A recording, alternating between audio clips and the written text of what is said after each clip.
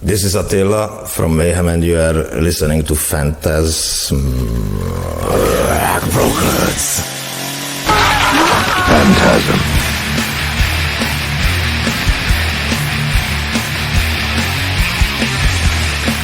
What the fuck is up, and welcome to the Phantasm Podcast.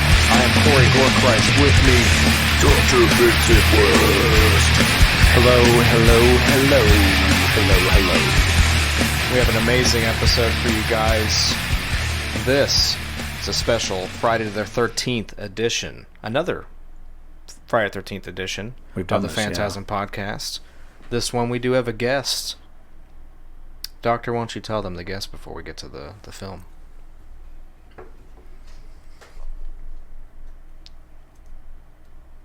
Well, the guest we have for you today is Attila from MAYHEM. It's goddamn amazing. Caught him on tour with our good pals in Immolation. We're on tour with them. They did. They're currently touring with Incantation, or they were. Yeah. They did the De Mysterious Dom Satanis in its entirety. They've been doing that quite a bit, so awesome if you can catch that still. But the film we got, this one's actually from my vault.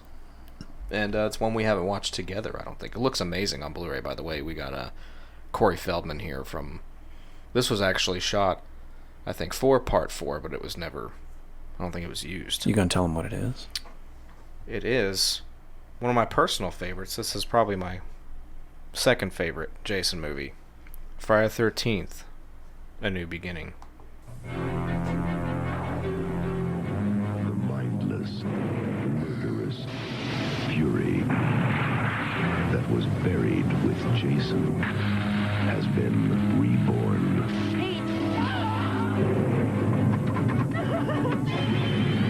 Friday the 13th, Part 5, A New Beginning.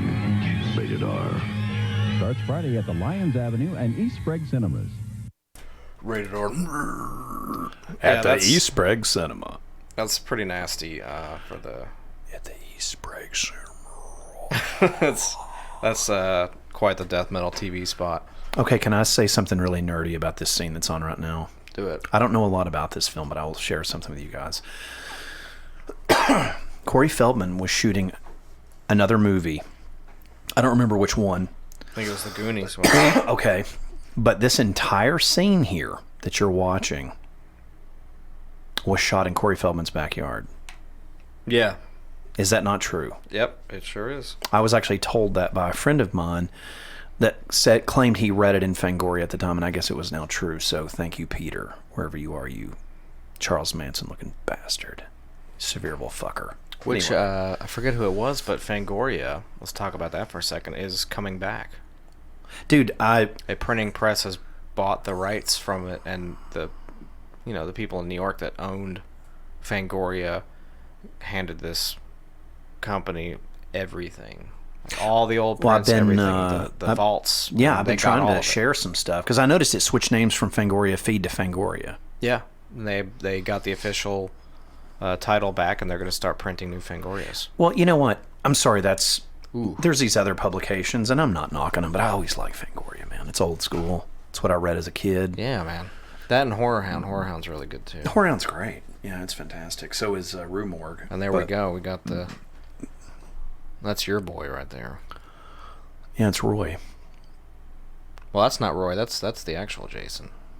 That's not Ted White, though. Well, not playing him. It's supposed to be him.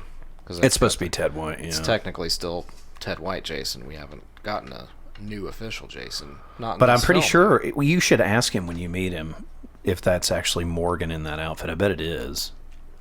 There's no way Ted White came in cameo. That you can tell that's not Ted White. Yeah, because he ain't big old Ted. No, it's just Tom Morgan, I think. Skinny old Tom. Oh, Tom's a big guy, too. No, he's chilling. I'm into it. I'm excited to purchase his autograph from him. Which you'll be doing with my money, and I appreciate it, because I just like this Jason. You know what I'm actually thinking about sending you with? I just didn't want you to have to lug it around. I've got the NECA replica. That's awesome. Mask, but I don't know if I wanted you to have to carry that around or not, so probably just have you give me something else, but it'd be kind of pimp to get him to sign that. Fuck yeah, it would. Let's get some. This was 1985. 1985. Jason, Friday 13th. So, trying to pull up some little tidbits on this. Well, I'll tell you something. I want to tell everybody something funny that relates to this movie in the video game world. When they made, I don't know if anybody's noticed this besides me. I'm sure I can't be the only fan. I know I'm not. When they introduced Roy Jason in the Part 5 stage camp in Friday the 13th video game, they have it listed as 1986, which I think is fucking funny, which is totally fucked up. 86, baby, that's that's Part 6. It is. That's Alice Cooper, Jason. We got well, it's C.J. Graham. We got the first shot Tom Shepard as the troubled teen. Troubled teen Tommy Jarvis. He's troubled teen. He's a troubled teen. But we got him. In a little bit, we'll get to our altering the future segment, which we. There's the mask I have. Which we go to the time period of 1985 musically, and in cinema.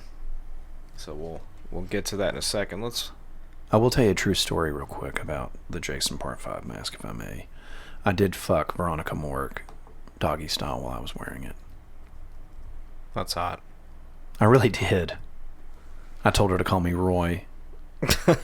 Call me Roy. Go ahead. Anyway, continue, Corey. I'm sorry. Well, Danny Steinman, who was the director of this film, also did The Unseen. I love that movie. I've got that on Blu-ray. And that one's got, yeah, it's a movie.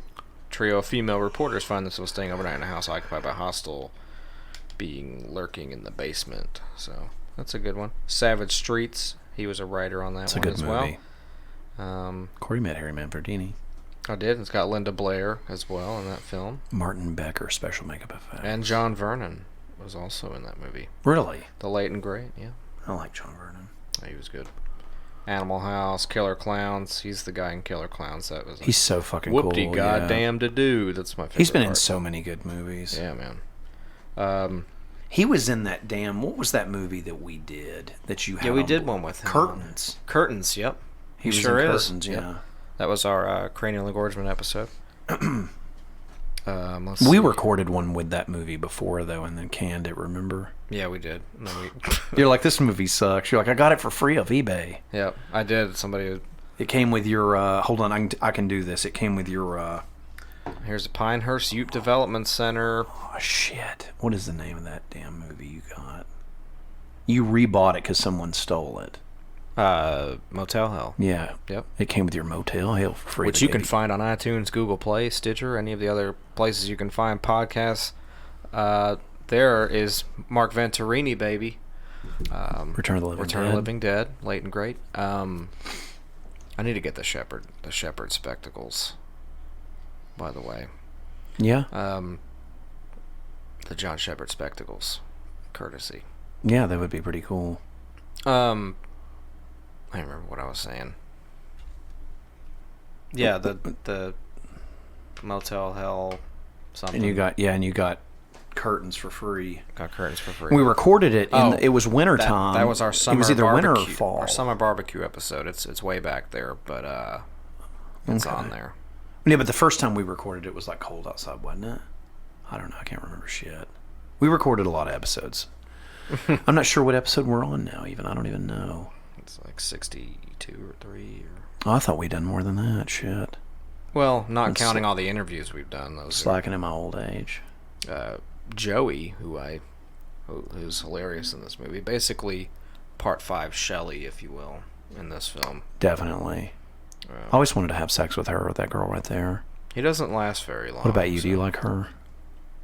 Trish, I think's her name or something. Nah, the bangs are too much. They're like, I can only imagine what her bush looked like. I don't know. I wanted to rail it. I don't know why. You have a weird taste. I do have weird taste in women. I love you, ladies.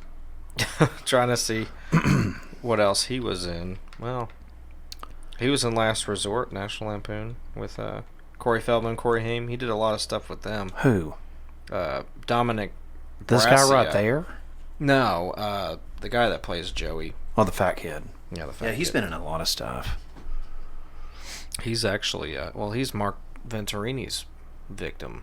Yes. And then in comes Roy. Yep. Which I always thought was the same. Like, that was who did. Hi, Tommy. I'm Matthew. Hi, Tommy. Help destroy a family tradition. I'm reading stuff out of the film. Yeah, we actually got the subtitles in this one. And then we'll let you get settled in your room where you can stroke your pee-pee. Oh, here we go. It says, Ted White, who played Jason in Friday the 13th, the final chapter from 1984, stated in interviews that he was offered the opportunity to reprise the role in the sequel, but turned it down. White also stated that he regretted that decision. Interesting. I didn't know that. Look, there's John Lennon on the wall. Do you see him? Yep. New York City shirt. There you go. There was originally a 3-minute long sex scene, but the MPAA forced them to cut it to 10 seconds. Deborah Voorhees lost teaching jobs later in life when the schools discovered her sex scene in the film. So how do you do that much digging? It's like, I don't know. I mean, she obviously gave up sex scenes and acting to go be a teacher, and it's probably her real passion, and then they fired her ass, so must have been a Mormon school or something. Maybe. Let's see. The film was originally written to have Corey Feldman as the star, reprising his role as a Tommy Jarvis. However, he was already working on The Goonies, therefore the script was rewritten to have Feldman's appearance limited to a cameo. Shot in his backyard. Yep, in his backyard. So there's that. Melanie Kinnaman and director Danny Steinman did not get along during the making of the film. Kinnaman claimed Steinman was hostile and unapproachable as a director. So Steinman was a bit of a cunt. Look, he's looking at his mom and Tina and the dog. Do you remember the dog's name? No clue. You don't remember the dog's name? Without counting the laughing or yelling, the Tommy Jarvis character only says 24 words throughout the entire film. This one? Yeah. He's mainly just like psychoing in and out. He's just like, I want, because they're basically billing it as he's becoming the next Jason, but he's not. Never happened. Yeah. Contrary to popular belief, A New Beginning was a hit at the box office. It was? Frank Mancuso Jr., the producer, was so pleased with the take at the box office opening weekend, he called up director Danny Steinman and claimed the numbers were like the golden times. You know, I'd have to say, Mancuso's somebody I'd like to have on this podcast. Oh, yeah. He's the guy with Friday the 13th. He was on, I know for a fact, at least the first 8. I don't know about anything after that, if Frank was involved or not. But all right, and there's Reggie. now, Love him. Reggie was Love him. from Different Strokes. Mm-hmm. He was Arnold's best friend. Yeah. You want to hear something really weird? I was watching the Jamie Foxx show the other night. It was an episode from like 2000. And Gary Coleman was an angel on the episode. Gary Coleman freaks me out. Yeah, I don't know. Especially now. That was weird too. Yeah, like he's still doing the mask thing, which is pretty cool. It just freaked him out though, because Tommy's like a broken kid in this movie, even though he's like 100.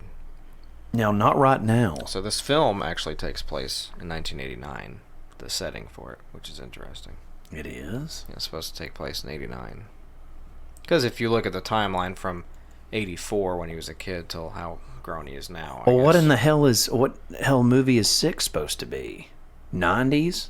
The time period, I don't know. It's just kind of That's fucking weird. stupid. I never knew that. It's bizarre. I mean, if you look at all the Jarvises, Either way, 86 is not correct for the Pinehurst in the game. It's stupid. It Yeah. should be 85. Sorry.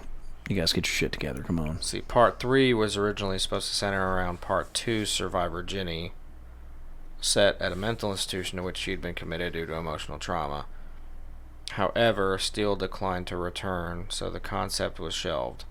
Part 3 screenwriter And that bitch acts like she's like the big shit with these movies. Martin Kitrosser had fleshed out the idea as Jason Survivor as lead character, some setting where troubled teenagers might be, into a written story treatment, which was dusted off and used for A New Beginning's basic story, while Danny Steinman and David Cohen penned the script.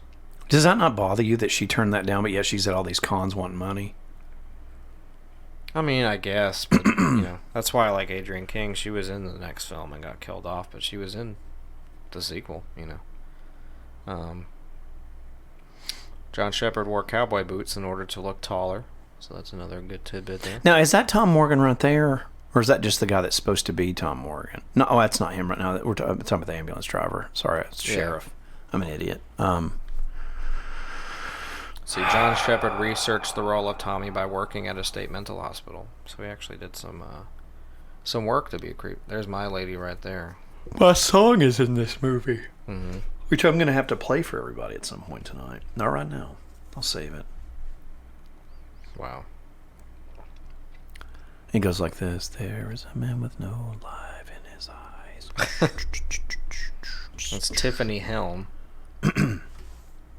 But I mean, if you're offered a role, an iconic heroine role, to come back and be in these films, Well, I think at the time, I mean, and it you was say huge, no, but- and you say, well, sorry, and you say no, isn't it kind of tacky to show up to a convention and be asking for $20 or $40?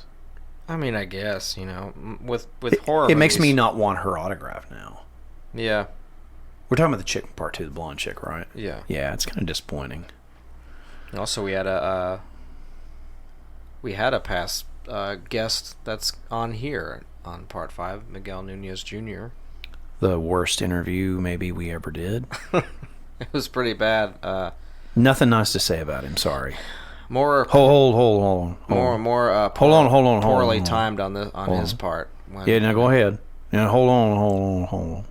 It was one of those situations where ahead. he should have just said, "I'm busy. I'll do it some other time." Which I think a lot of these people we get the cold shoulder from know better than to give us that. So maybe we think too much on some getting denied some interviews, but that one, I was like, yeah, I want to do an interview. He's like, cool, let's do it at this time. And it was kind of like within a couple days, and then he was just like suiting up with his wife and getting ready to go out somewhere, and in the middle of him putting on his fucking underwear and getting his wife to fucking take a shit and put makeup on, he was doing the interview on the phone with, I feel like our Hold on. Hold on. His phone was like laying on the bed, and they were in a hotel. Okay, somewhere. go ahead. Hold on. And then we would just say stuff, and he would barely listen to it, and then just be like, "Oh no, what'd you say again?" "Oh yeah," and you know. Is it permanently ruined him for you? Because it did me. It didn't really ruin him. It kind of just showed me that, you know, he was being generous by agreeing to do it, but he didn't need to do the interview. It was unprofessional. He could have just done it at a time where he was by himself, and I guess he he wasn't. didn't think we were serious, but I don't feel like he took us seriously, and it was unprofessional. But that's just my take. But Well, no, that's totally what happened. But there's his sidekick, Mark Venturini, who they were both also at the same time, as he told us from the interview. They did Return of the Living Dead right after this film. So they were already working together. so this was first. I think so, yeah. Because this was 85, and Return of the Living Dead was 86. No, it's 85 too. It is 85. Yep. They did these like back to back, or whatever.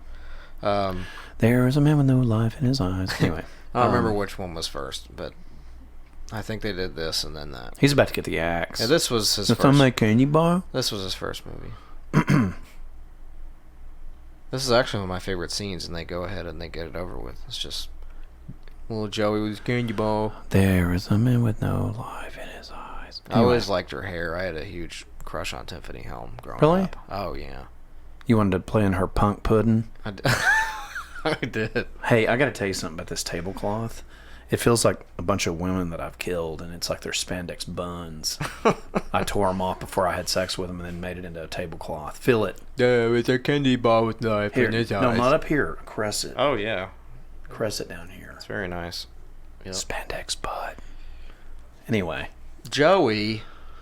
Oh, Joey. If you want some of the doctor's dick or spandex, ladies. I love Tiffany's Walkman she's got on, too. But not if you're 400 pounds. She's got a little Walkman. Like Joey. That's about to get an axe. Joey's got a little axe in his eyes. Me, chocolate bar. He's like, you want some of my chocolate bar, Luke? It's like, what, you think this is a fucking costume? It's a fucking candy bar. See, I always thought he was the killer because... Hi, Vic. They have him kill this guy, and then all of a sudden there's an imposter Jason. So Who kills Vic is what I want to know. Who? Who kills that guy? Nobody. So he never dies. No, he gets hauled off. That's why I always thought he was the Jason, but he's not. They lead that up to make you think that. That's right. And then when they unmask him at the end, it's totally... Can you guess my favorite kill in this movie?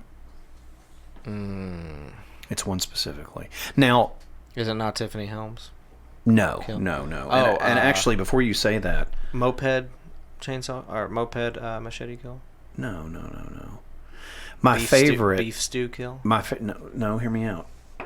Paul Ryan from Origin is on tour with Morbid Angel very shortly. His favorite scene in this and his favorite tits in any of the films is the girl that gets the shears. Oh, yeah. That's his favorite kill. It's his favorite hot tit scene in any film. So, that's a good one. Love you, Paul. My favorite kill in this is the punk guy that gets the flare in the mouth. That one's really good. That's coming up. That's a quick one. I just like that one. I don't know. That one's really good. And, of course, Miguel Nunez dying in anything now is fine with me, too. Here we go. Joey's getting the axe to the back of the head. Oh, and also a celebration here, since we're getting the pickaxe murders here. I think it was yesterday. The Bleeding just hit its 24-year anniversary. Really? Yep. So shout out to Chris Barnes. Love you, Chris Barnes. Last record. There he is. There's good old Tom Morgan, baby. That's him. We don't like anybody. There's else. Roy. He got out of the passenger of the Ecto. Yeah. See, Mark Venturini gets hauled off, so he's done.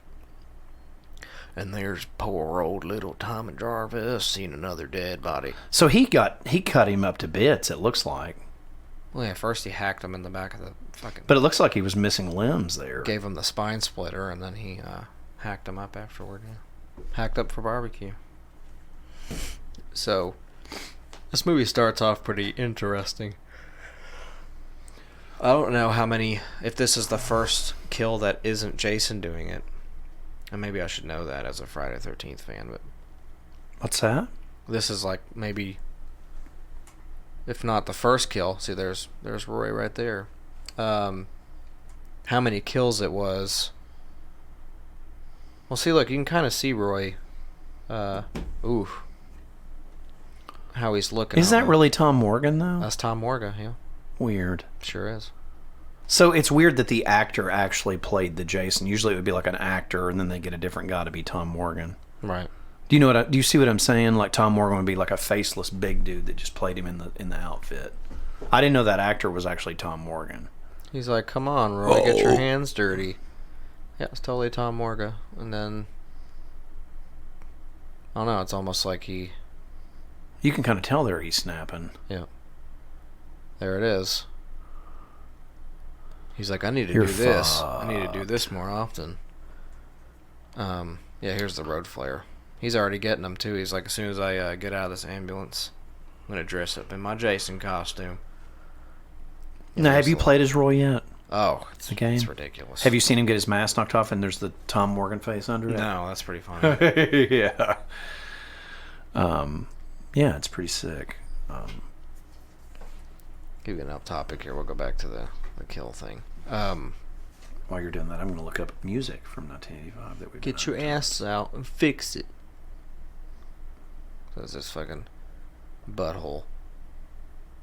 They remind me of the kids from the Little Rascals. It's like Worm and I don't remember his name. That's what they remind me of. Just two little dickheads from around town that everybody hates to be around. All right. Yeah, 85 is going to be a difficult one. I'm ready. I'm pretty sure we've done it a bunch. You ready for the music? Yeah, I'll do. Let's see your favorite kill right here. Oh, sorry. I'm gonna get the turn this guy into a human lantern. Here we go. He's got to take off. I like how he's got the his leather jacket, and then he's got a fucking like sweater on underneath it. This guy's your sweater. You know, Roy's coming to fuck you. It's interesting too because there's a lot of good stuff on here. Oh, I'm sure. A lot of rock, a lot of crossover rock stuff. But yeah, there's some good shit on here. I've already got my favorite. 1985 is strong. And of course, we'll do an official thing into it here. Oh, you little fuck. So he gets picked off first, I think. Okay, here's the road flare.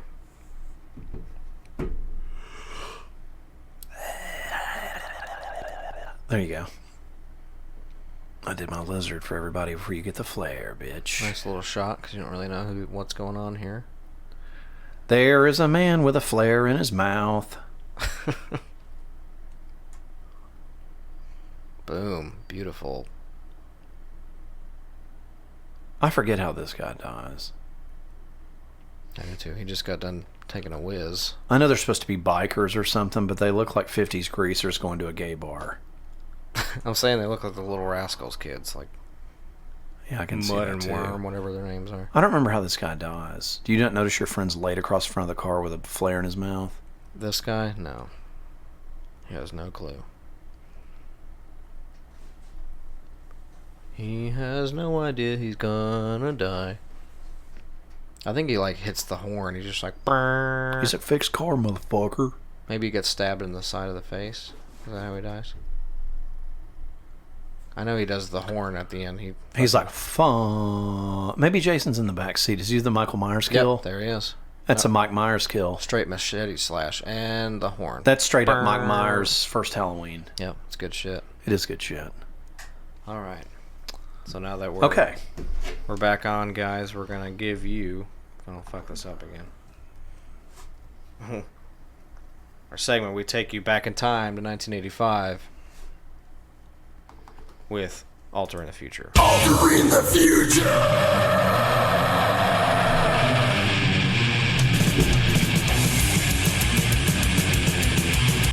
Yeah.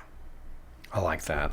I do too. We gotta put some Chuck in there. I want to keep the spirit of Chuck alive whenever I can. So. All right, are we ready? Want to do music first? Yeah, if it's okay. Yep, let's do music first. Because I'm not on the Wi-Fi, so. And we'll do movies after that. Okay. Saxon, Innocence is No Excuse. Looking good already. The Emperor's Return EP from Celtic Frost. Nice. Exciter, Long Live the Loud. Saint Vatus, Hollow's Victim. It's a shout out to our boy. Nice. You know your name, don't you? Wino, you badass motherfucker.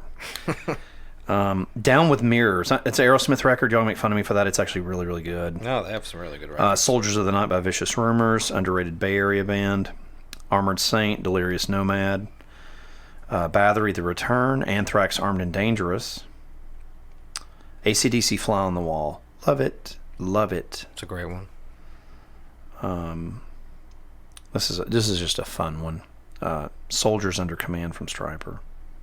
I just think they're funny. Dio, Sacred Heart. Yngwie Malmsteen, Marching Out. Power of the Night from Sabotage. Little Tampa power metal there for you. Rat, Invasion of Your Privacy. My favorite Rat album. Iron Maiden, Live After Death. Motley Crue, Theater of Pain. Thunder in the East from Loudness.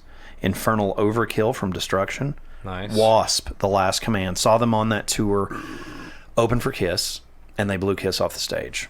That's the truth. I'm not even making that up. It's awesome. Halloween Walls of Jericho, which was the EP where Chris Jericho got his move and name from. That's a true story. Don't know if you knew that. Fate's Warning, The Spectre Within. Dawkins, Under Lock and Key. Oh, love Creator, Endless Pain. Overkill, Feel the Fire. Accept, Metal Heart. Slayer, Hell Awaits. Exodus, Bonded by Blood. That's my favorite Exodus record. Anthrax, Spreading the Disease. Megadeth, Killing Is My Business and Business Is Good. Number 2. These are my top 2 on this list. Celtic Frost to Megatherion. Oh. And the best record on this whole list, no offense, people, Possess, Seven Churches. Oh. Oh, yeah. And that's all. Amazing. First up, 1985. Boom. Paint the picture for you. Oh, yeah, that's a solid fucking list of music that came out. Now that we're at the dinner table here with the campers here. First movie I'll throw at you, Pee-wee's Big Adventure. Love it. directed by Tim Burton, co-written by Phil Hartman and Paul Rubens. I didn't know that. Michael Phil Hartman Verhoeven. from SNL? Yep. He went out bad. God. Yeah, I know.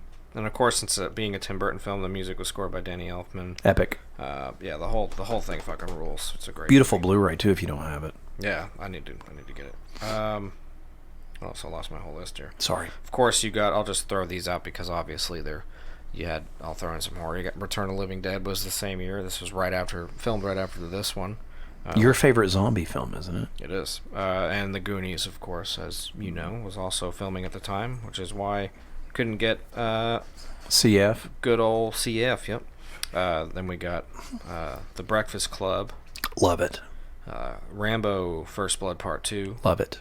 Rocky 4. Love it. Cocoon. Can't deal with it. Yeah, I know that. One of your favorites, Weird Science. Love it. You got Teen Wolf. Good movie. The Black Cauldron, which is one of my favorite Disney movies. It's a very good film, underrated. After Hours. It's a good movie. A View to Kill. One of my favorite. Bond. It is. It's one of my favorites, and that's the final Roger Moore Bond film. It is. It was supposed to be the first film, real quick, for you Bond fans out there. It was supposed to be the very first film for Pierce Brosnan, actually, and he couldn't get out of his Remington Steele contract, so they had Roger do one last film, and then they brought in T-Dalt, who I love. I do too. And you got Silverado. Kevin Costner. Kevin Kline, Danny Glover, Jeff Goldblum, John Cleese. Good Western. Yeah, it is really good. Star-studded cast on that one. You got the Clue movie. I love it. Would you like to borrow it? Yeah, I need a second watch. Tim Curry, man, dude. I haven't seen it in a long time. And you got Dr. Emmett Brown. Of course, he's in it too. You got Police Academy 2. Christopher Lloyd. Police Academy 2. It's good. You got Legend with Tom Cruise and Tim Curry. Good Ridley Scott film, just not the director's cut. Return to Oz, that weird fucking sequel to Wizard Disney of Oz. put that out in their movie club thing. It's and really I picked that good. up for a friend of mine. It's fucking crazy. The Last Dragon. Can't deal with it. National Lampoon's European Vacation. Love it. What else we got? We got fucking the late and great Tobe Hooper's Life Force. Good movie. It was good. Once Bitten, Jim Carrey. One of my favorite movies ever made. That's great. To Live and Die in L.A. Love it. Invasion USA, which is Chuck Norris. That's a good movie. I think there was another Chuck Norris one. Maybe not. I'll get to the cream of the crop here. For the regular films, we got probably one of my all-time favorite films, Commando. That's a good movie. You really do like that film. I love it. Mad Max Beyond Thunderdome. I like that movie. It's a really good one. Got Fletch. One of my favorites. Yep. What else? Probably the biggest film to come out of that year, arguably. One of your favorite films of all time, Back to the Future. I love Back to the Future. Oh, it's so good. The first one specifically. I know you're a big fan of part 2. Biff Tannen. Yeah, you're a big fan of Biff Tannen. But I love the first film. I can quote it. I can, I love that movie. Then to knock out the horror, we got another one we've done on here. Nightmare on Elm Street 2, Freddy's Revenge, one of the most underrated horror films of all time. It's amazing. It's better than the first one too, sorry. Reanimator. Love it. So Love I'm it. excited to eventually do that one. Love it. And Love it. probably my favorite one on this whole list, Fright Night. Now, I had this discussion with somebody recently. I think this would be a fun time to talk about this, okay? Now, I'm putting the thorns to you here, okay? Let's do it. Is it your favorite vampire film? You can only have one. You can't have more than one. Because I know what mine is. I'm about to tell you what it is. It's not 1985, but I bet you can guess what it is. It's hands down my favorite. I don't give a fuck what anybody says. I'll defend this movie till I'm dead. It's my favorite vampire film. But is Fright Night, because I know you're a big fan of it. Tom Holland added you, rock-starred me.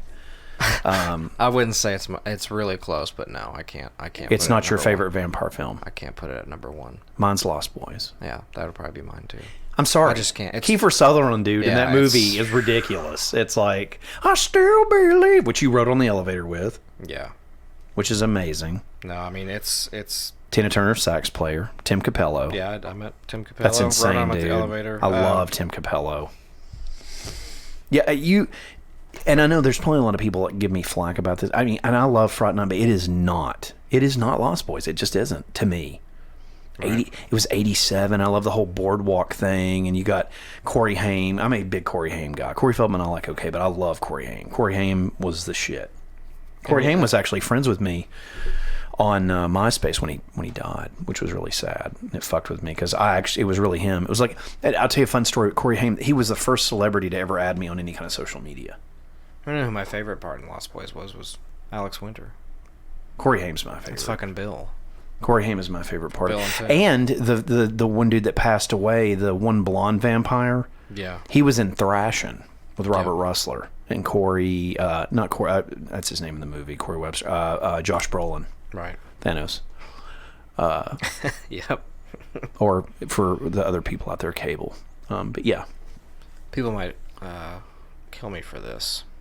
If I could do 3 for vampire movies. Mine's just that. It's Lost Boys. I can't. If I could do 3, though. Is Fright Night 2? No. Fright Night would be 3. No shit. My second favorite one, and it's a weird one, is John Carpenter's Vampires. I love that movie. You know, I've probably seen it more times than I've seen Fright Night. you can still pick that up pretty cheap. You probably had to grab you a copy of Twilight Time? Yeah. Yeah. Because I love James Woods' character.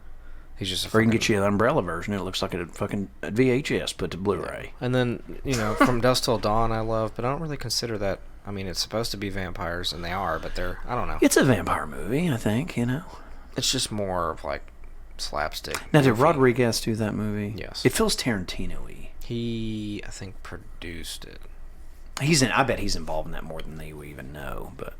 It's just more slapstick. You know what's weird? At the time I saw it, I know they sequeled it to death and there was a TV show and all that bullshit. I've never seen any of that stuff, but I did, I have to say, I really did enjoy, I enjoyed it at the time. I haven't seen it in years. Yeah, it's a good movie, but I would put that in maybe top 5, but definitely not top 3. The funny thing, just sitting here trying to do one. Here's another kill right here. You're going to think this is weird. Look at that mustache. He needs to... You're going to think this is really weird, and I think Vestron's about to put this out. Because Lionsgate put it out originally, but I think Vestron's about to put it out again. You know what I think my second favorite vampire movie is? Over Fright Night. Near Dark. Oh, it's amazing. It really is. That's and probably 4 for me. There's you another one. Vestron, where you at? You're dropping the fucking ball. You've got The Wraith, and you've got Near Dark, and you can't put Near out... Dark's huge, too, now. You can't as put a with- cult film, it's... I love that movie. Lance Do you still have that Henriksen. shirt? Yes. That's probably one of my favorite shirts. That's a sick shirt. It was Cavity Colors, I believe it was. Yeah. It was, yeah. It was one of their 72-hour things. It was a things. buy or die. Go to cavitycolors.com. They got a Friday the 13th one up right now for the next 24 hours. Got it. It's the Jason Goes to Hell. It's a beautiful, beautiful, beautiful Yeah, I shirt. had to have it. It looks better than the Part 7 when they did. Yeah, I agree. But no, so to me, I got to go Near Dark it's got number the 2. the old Bill Paxton on there from the tastes like, it's finger looking good, and he's got the cup of blood. It's amazing. It's a I don't know. I beautiful can't show. I can't put Fright Night. I love Fright Night, but I can't put it that high up there. I do too, but it's more of like a romanticized version of vampires, and I love the movie. It's just no, it's a great movie, but it's more of like a I don't know. for vampires. explain. It satisfies me as a movie fan and as a horror fan. It doesn't satisfy me as a vampire movie, if that makes sense. Mm-hmm. There's just a lot of things going on with it. There's, what's his name? John Stark, or whatever his name, Jonathan Stark, plays like that fucking like ghoul that lives with Jerry Dandridge, and he's just like a ghoul thing. He's not even he's like some kind of a thing. I guess a ghoul is what they refer to him as. But and there's John Shepherd, Tommy Jarvis. It's almost like he's staring at stuff to like just so he can hallucinate Jason being around. It's weird. Now they're saying Monster Squad is a vampire movie. It's not. No, that's a Universal monster movie, if anything. It's like Fright Night Part 2, of course, is listed here. Which Salem's I have. Lot, which is actually that's a 70s film. That's not an 80s movie's film. awful. It's so fucking boring. It's a made-to-TV movie. It's just I bought it and sold it. I couldn't do it. It was a waste of $10. Waxworks, they've got listed as a vampire movie. I would disagree with that too. There's a vampire in it, but it's not a vampire film. Graveyard Shift. Oh, that's a different Graveyard Shift than the one that I like. Yeah, I just don't know. Vamp with Robert Russler and Grace Jones is That's a good vampire one. movie. Once Bitten's a vampire movie. That's up there. It is, and it's awesome. But, you know, if we're just going to do brass tacks, I've just got to go. Lost Boys is still the king. Yeah, that's my favorite. And if you want to go old school, Dracula AD 1972. Frank Langella. Donald Pleasance. We talking about the same thing? Yes, I think so. That's a good film. I have that. Actually, I thought that No, movie that's was... the Peter Cushing one. Okay, Christopher Lee. I'm talking about the 1979 Universal. The Dracula. Oh, now, if AD. we're doing Hammer stuff... Dracula AD 1972. If we're doing... No, look, if we're doing Hammer stuff... I don't say any of it, yeah. Oh, Throw my it in God. I mean... Oh, that's the real Kings. But I just meant still. Lost Boys is nostalgic for me, and I think... And it's a perfect 80s. You have an 80s heart. It's a I know you're perfect not 80s from, but you have an movie. 80s heart, and it's a great movie, man. Yeah, that's the best. People you knock Joel Schumacher for the Batman films, but if you go watch Lost Boys and you don't like it, then you just don't get it. Yeah. The soundtrack's so good. Sail on through the night. I love all that shit, man. Now that's a perfect. I still believe. I love all that stuff. It's a perfect 80s movie. It really captures the style. It doesn't get old. I could watch it right now. I'll climb that hill. I'm doing the Tim Capella thing. But Okay, this is Paul Ryan's favorite tits, oh yeah, she's got some rocking ones. and she gets the fucking Deborah Voorhees. she gets the fucking the shears to the eyes. Yeah, it's pretty brutal. You fuck, you really scared me. You want to see my giant tits? She's fucking hot. Oh, Joel Schumacher he directed Batman and Robin. That's what I was saying. He's done some It's bad hilarious. movies. but- Batman Forever, I love that movie. I do too, but you're going to talk to most comic people that are going to shit on it. You know what I mean? But Oh, they can suck it. but I'm telling you, Lost Boys. You got to give the guy some love. He also did give him Falling that. Down. I fucking love that movie. Michael Douglas. Oh yeah. That's a very good movie. And 8mm. If you've never seen that, it's a good movie. that's one of It's a Nicolas good Cage's one. best movies. the Nasty. snuff films or Yeah, whatever. The yeah. Machine. It's Yeah. fucking movie's pretty fucking good. awesome. They did like 4. That's like 8mm 4, Yeah, I don't. starring Robert Forsythe. It's fucking weird. Robert Forsythe, my brother. Now you've met him, Yeah, Robert Forsythe, totally cool. Robert Forsythe. I'm actually kind of hurt that you didn't mention this, although I don't think it's the right year. I'm gonna look it up right now. Actually, I'm gonna have you look it up. What year did Cloak and Dagger come out? Is it 84, 85, 86? I don't know. I'm trying to see her Cloak and Daggers. Hang on. 1984. I love that movie, and Robert Forsythe is in that movie. Yeah. He's a nerd that runs this Atari store in the mall. They sell like Dungeons and Dragons shit and That's awesome. Atari games. Isn't His name's Morris in the film. Isn't this shitty though? This scene was supposed to go on for like way longer, and they Look at her giant tits. cut it. We could have seen her giant tits for a lot longer than what they showed. They actually have the cut of her. Look at that. Yeah, that guy's like, there's Dr. West right there, and his wife beater. He's like, let me see them giant things. I mean, he's totally cucking it up. He's just fucking whacking it in the woods. I have a question for you about the studio real quick while we're recording. And Wonder we're how here many- at how many- 43 minutes and, let's see. You're doing 42 Mr. seconds, Skinless. Mr. Skinless, and that dude gets stabbed in the dick. How nice. First time Jason's ever done that. That's how you know it's not Jason. This is Paul Ryan's favorite set of tits. I mean, I'd have to agree. It's up there for me. I mean, they're... You know whose chick I mean- like? I like the chick in Part 2 and the Daisy Dukes. Yeah. I mean, look at those are fucking... Those are Bahama Those are Mamas. some... those are some bedunias. They're nice. I wouldn't have left that to go take a piss. I would have peed in it. Pee on the titties. Look at those. Jesus. They are nice. Happy Friday the 13th. Wonder how many of those girls were wet when they took their photos. They like it nice and wet. I mean, look at that. Do you know what I think? Do you know what women think is weird that I do? I like telling them. Everything. I like telling them. I like telling. No, listen to this. I'm just being honest with you. Is it weird that I like to tell a woman that I can smell when they're wet? No. It's my fucking wolf blood, baby. Whoa. See, this was supposed to be 3 minutes long of them doing it, and they ended up cutting it because it was too. I'm raunchy. the wow. Anyway, it's So after she's huge. done, oh, there we go. Lights out. Yep. You can fuck people up with those shears in that game, Oh, yeah. dude. I'm telling you. There's the Roy shears. I would have cut her tits off and kept them. Be like, these are just nice. I'm gonna taxiderm them and put them in my. Here, I'm going going to to text my you mom this, head. and I want to tell everybody out there listening in podcast land, the foot fist way. is Doesn't this something you guy should get his watch. eyes like gouged out? I don't remember his He gets some kill. kind of a weird like belt thing over his eyes. That's right. He belts him to the tree. Yep, and like Staples him to the it's tree, fucking nasty. or it is pretty vulgar. The most brutal part of this movie is later on when He's like, I'm gonna fuck you look again. at that. Yeah, he's like, I'm ready. I'm back. It looks like he kills him with his own belt too. It's like his belt's missing. Yeah. Wouldn't that be scary though? You kissed a corpse. You roll them over and they're already dead. I mean, I do it all the time, but I'm talking to the viewers, of course. oh yeah, it is weird. Or the listeners, sorry. Sorry. Here it is. Yep, yeah, there's a it's totally his own belt. Yeah, and he fucking twists uses stretches his fucking face. Oh, it's so brutal. Yeah, the kills in this are pretty nasty. You know, this is a top tier slasher. It's a very savage film, just like 4 was. It's It a goes top. It's a top tier slasher. And I'll tell you something else about this movie. It's very creepy.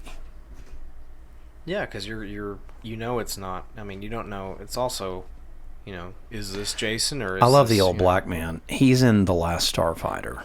That's awesome. He's like, now listen, Scott.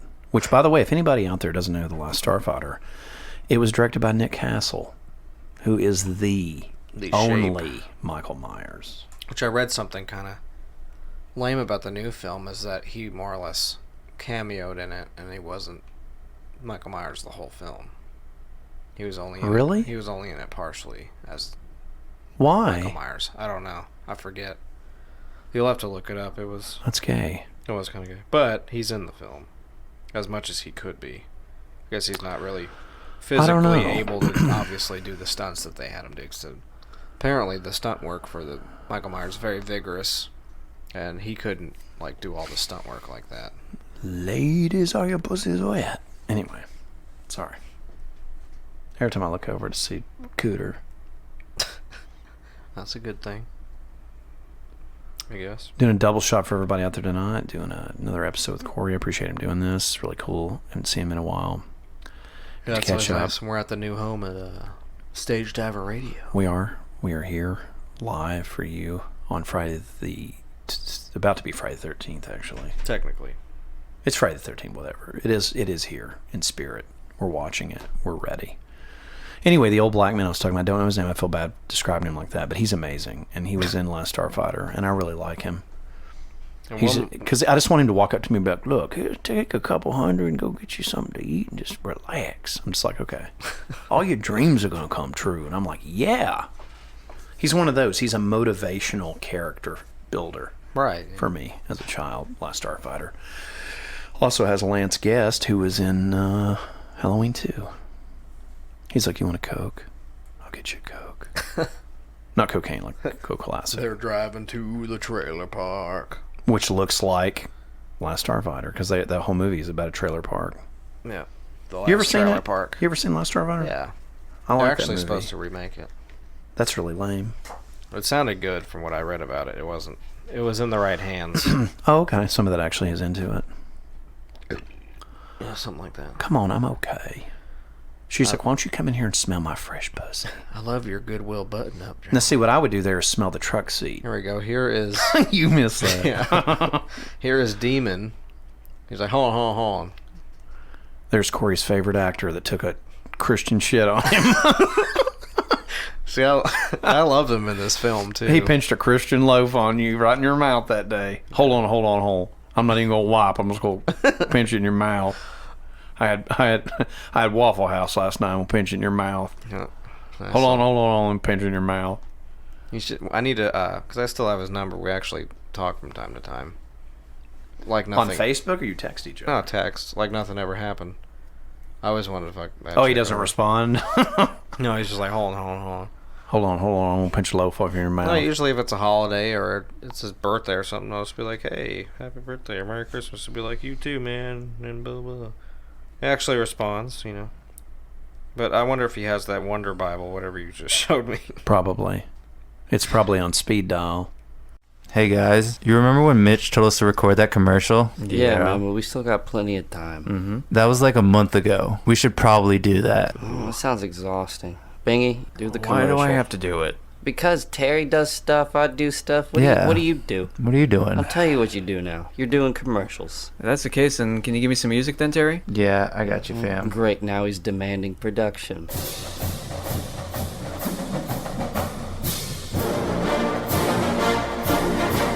Is this the Coach theme song? Yeah. Coach is badass. Great series. You got beef with Coach? Craig T. Nelson. No, Craig T. Nelson is a great actor. Well, then what's the problem here? Goddamn right he is.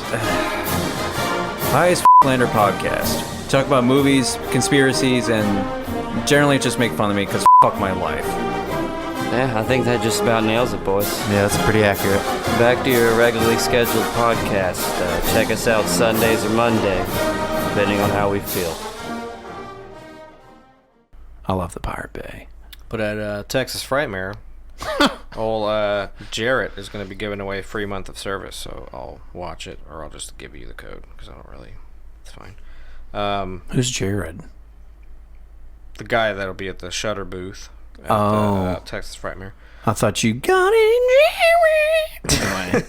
Anyway. But Texas Frightmare replaced a guest pretty quickly. There was...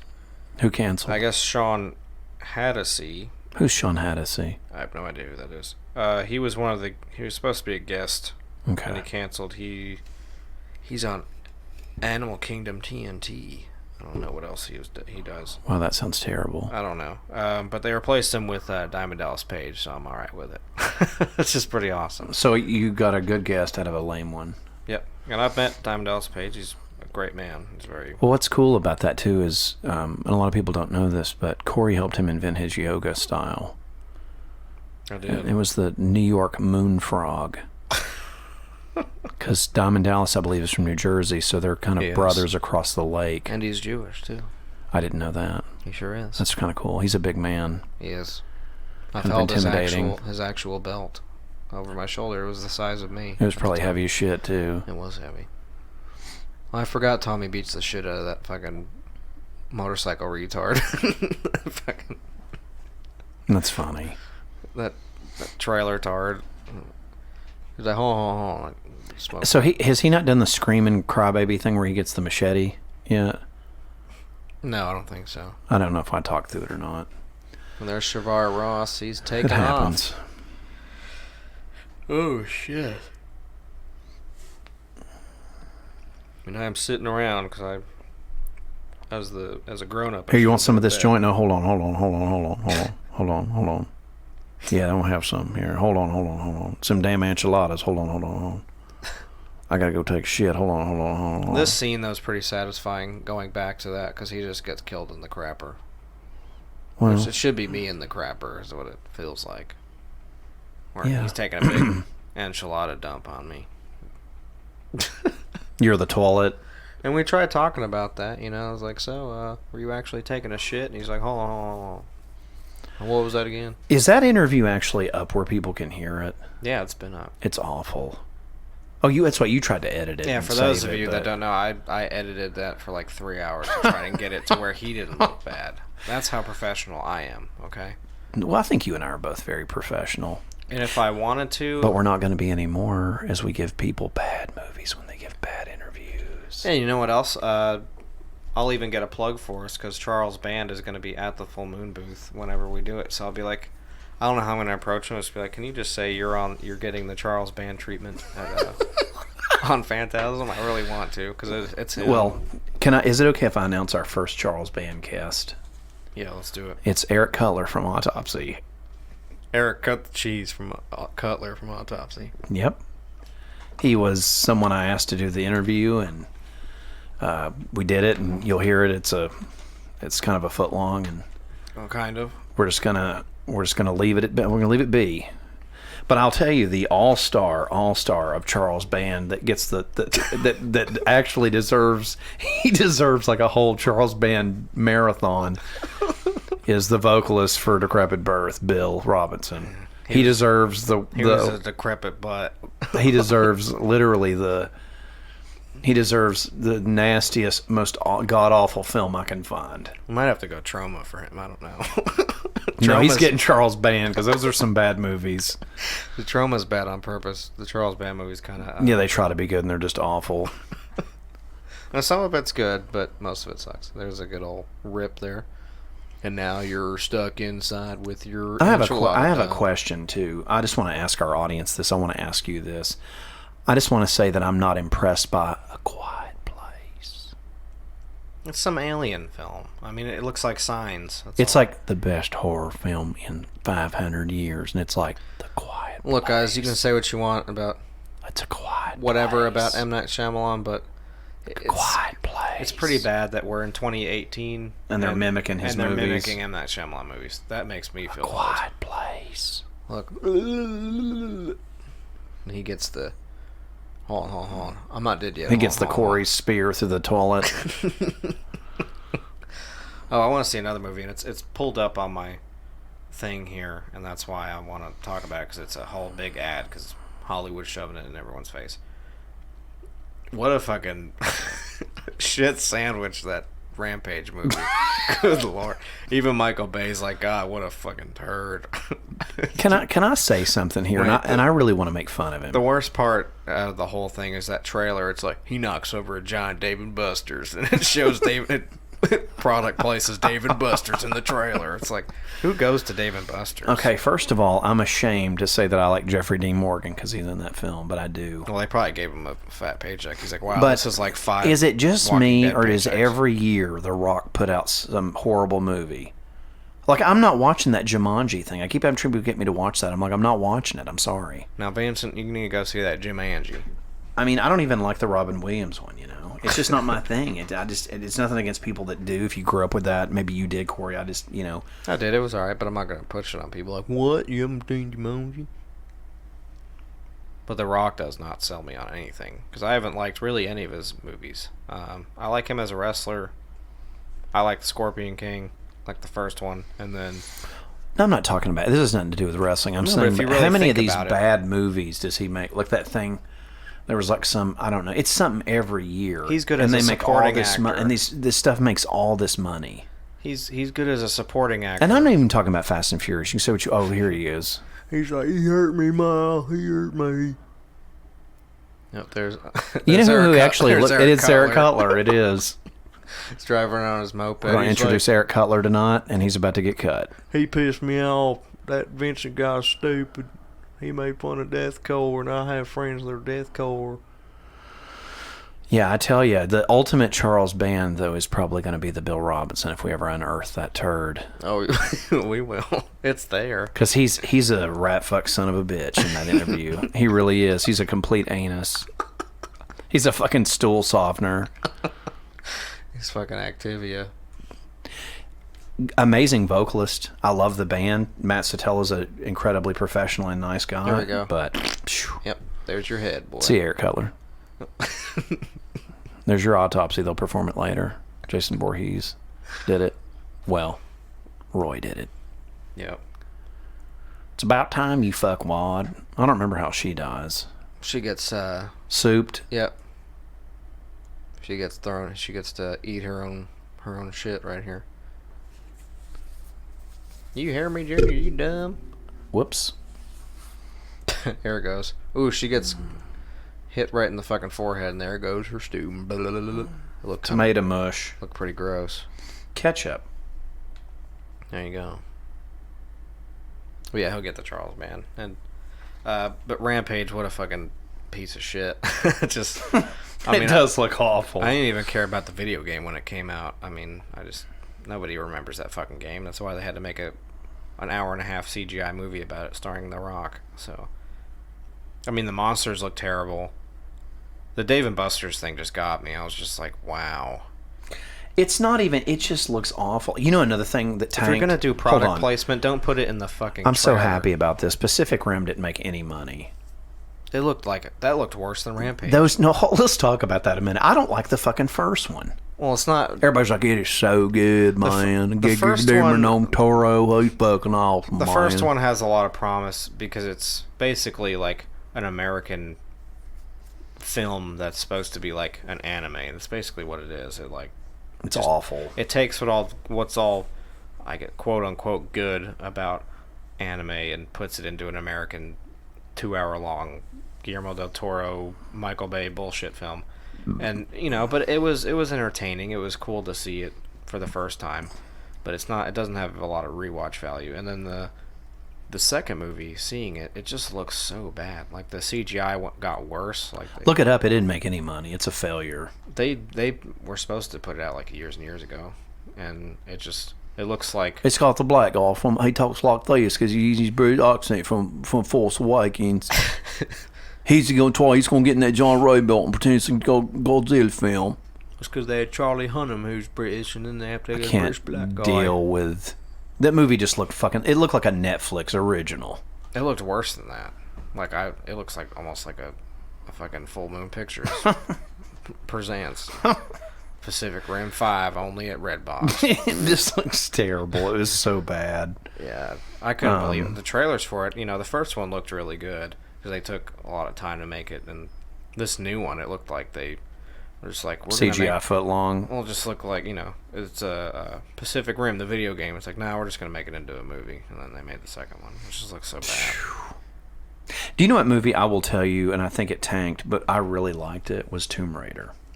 That looked really good. It's good. If you like the video game, yeah. I know that girl's not like a known actress. I'll tell you. You know who she is? That made it better. Do you know who she is? She's fucking Michael Fassbender. Oh. Mm-hmm. That's all you need right there. Dude, she's hot too. But the movie was good. I liked it.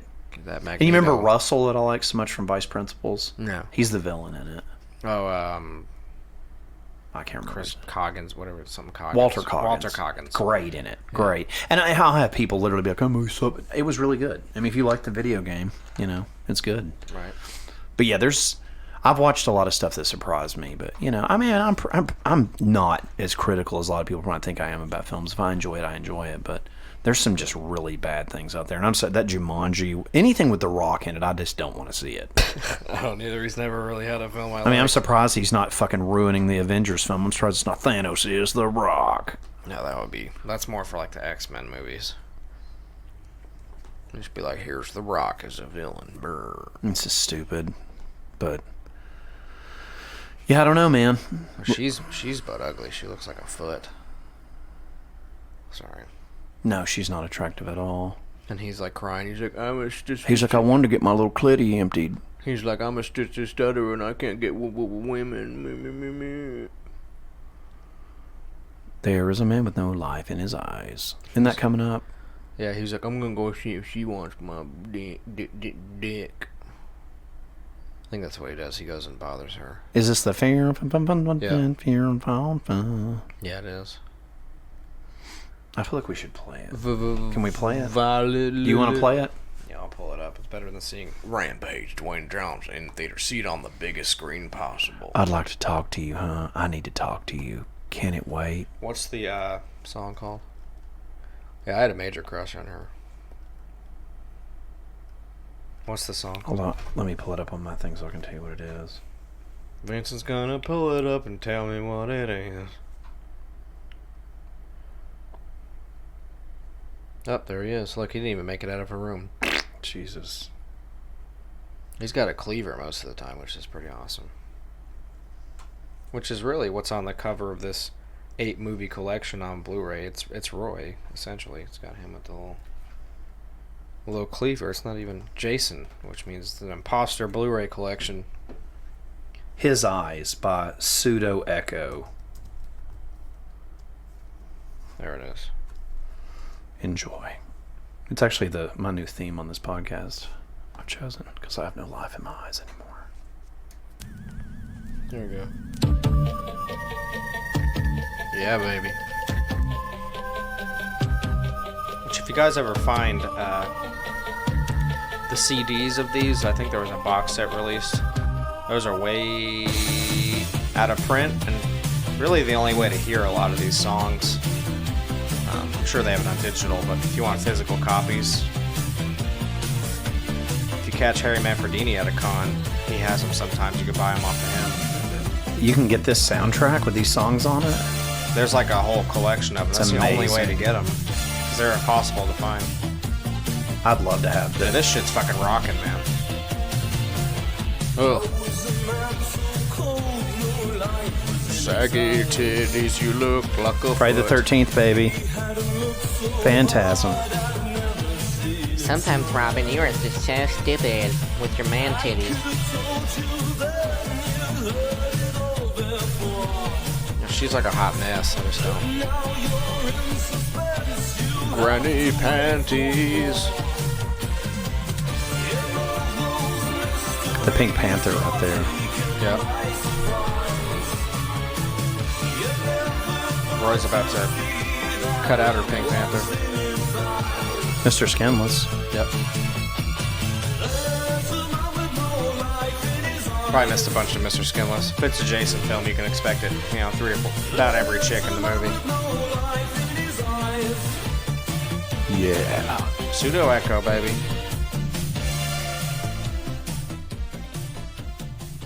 I like it. I don't know. I think the song's catchy as hell. Look at that. How did he put him in the bed? The Stuttering Stanley over there. Ew, his blood. Ew. And you get the machete through your bud. Yep. Yes, sir. You know, I'm actually surprised, and maybe this is what Corey and I need to actually do. I love her little dance. It's like that's what everyone remembers. Why from is this there movie. no quality slasher anymore? There just isn't any. There's nothing. I think more people. There's nothing. The only slasher I've seen this entire year was Victor Crowley. That's it. Yeah, and I like that. Another by Kane the way. Hodder. I liked it actually. Yeah. Have you watched it? No. It's good. Yeah. I'll let you borrow it. I Is that think an Iron Maiden Power Slave thing in the mirror? I'm sorry, I'm not trying to interrupt you. No, it's not. I thought it was too. Okay, sorry, I'm an idiot. But and here comes Roy. Her dance is so. That's funny. my song that's playing, isn't it? Yep. I always hated this part because I had such a crush on her. I was like, "You killed my girlfriend." Like she was like my favorite. Have to wait for more. And you don't see her tits, but she's got pretty rocking ones. You're taken by surprise. She's got rocking ones because she's doing the 80s where she ain't wearing no bra. Was in his eyes. In his eyes. It does that at the end of that song. Yeah. There is a man with no boyfriend. I thought it was great. I don't know why she was in there just interpretive dancing, but it was very cool. And he's got a nice little... It's so appropriate for this movie, too. It's nasty. He's got a new little weapon to play around with. Here's your dance move. You should have the missus do her hair like that. And she's got really good hair. Oh. Just a little gut stab. And then here's Shavar Ross. Reggie's waking up. He's not okay. People are dead. This is really the scene right here, because now everybody's picked off except for Reggie and There's Tommy. no life in his eyes. But of course everybody thinks it is Tommy. And then they think it's Jason, but it's really Roy. So, whoa, it's like a Scooby-Doo movie right here. It is, basically, because he's just like... I would have killed all you kids for killing my son if you hadn't fooled by you little bastards. One for you meddling campers. Roy has his way. This is the most brutal part of the movie right here. Because, you know, the Jason movies near the end, the last survivors always have the reveal of where all the bodies are and where their friends really are. And then they just kind of find them. Yo, Tommy, you back? But in the other movies, You back, Tommy. Jason you rigs back. them to where they fly out at you. This one, they're just all in one room. Yeah, it's... Oof. It's a body pile. Nasty. It's a body farm. There's a man with no life in his eyes. Just so you know, it's different. It's not Jason, because Jason's very intricate, but how he... No, it's Roy. Roy piles them up all in the bedroom. She's like, Reggie, it's me, Pam. You know, the one that Dr. West smells my car seat. He's been smelling my car seat for a while. I told him he had to raise my little kid. I think there's more. There's like a bunk bed pile up, too. It's like... It was so nice of him to brick in my cooter. He emptied his swollen balls in my cooter after he smelled my car seat. There's all your friends. They're They're all truck. dead. A 1, a 2. Your In that friends are Chevy dead. truck, gonna smell that seat. Chevy truck, run to the Chevy truck with you, that old seat. But I kind of like that about Jason. What makes him different is that in the other... She's like, what let an me idiot. break your neck. I would have just left him there. That's the first time you see the mask and everything. Because you just keep seeing... they did it very old school where you just see the kills. You don't see that it is Roy's Jason death. or it's not. Roy's death in this is epic. Oh, and the little... Fucking nails, whatever it is. No, it's like a fucking tractor thing, like a. It's like a gate or something. It's crazy looking. Yeah. Yeah. So at this point, you're like, "Whoa, that's not Jason," but I don't think it's Tommy either. Welcome to Pinehurst, motherfucker. Happy Friday the 13th. But why is there no slashers now? I think filmmakers now are just. Either they feel too good for it, or they're just it's not. There's not fun. a quality one. That's why I was excited about Halloween tonight till you Well, let the air out of the bag. That's not something that's. So there's somebody else playing Michael Myers. Is it fucking? It's some new guy, but okay, that's kind of gay. Well, if you think about it, Nick Castle can't really do the stunts and all that, so he can't.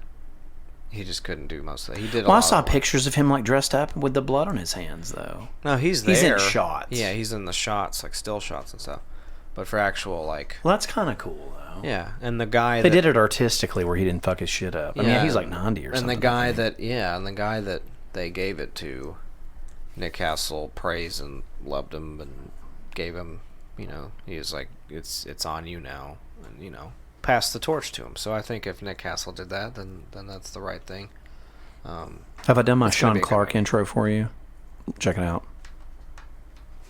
We're watching Friday the 13th, Part 5 with Corey Gore-Christ. Welcome to Phantasm Podcast. Sean, we'd like to have you back on, but you won't even respond to messages. I'll see you at Frightmare, Sean. I'll see you there. And then he'll rockstar in person, tell you to go fuck yourself. He'll be like, I don't know you. He won't do He'll be like, I understand why you guys like me. It's weird. That's weird that y'all like me. It's weird. We love you, Sean. Like, I do love him. I just wish he, was into his fans. I don't know. I love the guy. People look at me like I have like 7 heads when I mention him. They're like, who? Oof. Fred? But, he was a good guest. But for slasher films in 2018, it's just hard to make a good one because they've all been done. And you got... Yeah, but you could just do like a classic, fun slasher. Well, people have tried that, but when you try to do it, it doesn't work out right, because you can't... People, when they try to do slashers, they try to make it to where it's like a guy in a mask with a weapon, instead of, you have... All of them are different, Jason's the only one that really had the mask and all that, Leatherface isn't even like... Myers had the mask, though. Yeah. But Myers was also a living person, for a long time. Till what? He died after the second one, technically? Not really. I mean, you don't really know what it is. It never really explains it. That was my problem with the Rob Zombie things. We talked about this a million episodes ago, but I just, it was just stupid. It's it doesn't need this much explanation. From the words of John Carpenter himself. Yeah, he's a piece of shit. No, well, that too. But Michael Myers is a force of nature. He's not living nor dead. He's just a force. Jason, on the other hand, is basically like a curse on the camp itself. So hurry, Dr. West, smell and rip my wet jeans. He's just a curse. Every Friday the 13th, he's the curse that's sent to the camp to protect it. So it's a revenge tale. It's awesome. Freddy Krueger are brilliant. How can you stop something that isn't even comes real for you in your nightmares? It's genius. And it's based on real things like night terrors and stuff like that. And people actually dying. And there comes Reggie with the fucking farm equipment, goddamn bulldozer, which is pretty cool. He's got a little baby bulldozer. He's gonna run you down, Roy. And Roy's just like, I can take him, and then he gets fucked up. I was disappointed the first time I watched this film and realizing it wasn't Jason. Yeah, I was too, but I was still confused. I was like, who the fuck is that? The movie is better now than when I was a kid. Oh, yeah. Well, I saw this at the theater. It's confusing. Still a scary movie. Yeah, it is. It's very dark. She's like, God, I just want your chocolate rod in me right now. Because I just feel your prepubescent bowels inside my cooter. It's a dark film the whole time because you're dealing with Tommy just being crazy, and you're dealing with, these troubled Reggie, kids. let me get these wet sweats off so you can feed my mouth. But it's Interracial the 13th, Part 5. That's a good one. But you even get, Chucky and Leatherface and all that shit. I mean, they're all very different, but you can't really replicate that kind of spirit now because it's all been really done. I mean, I'll tell you what looks awful. Have you seen the trailer for the new Leprechaun? Ugh. Oh.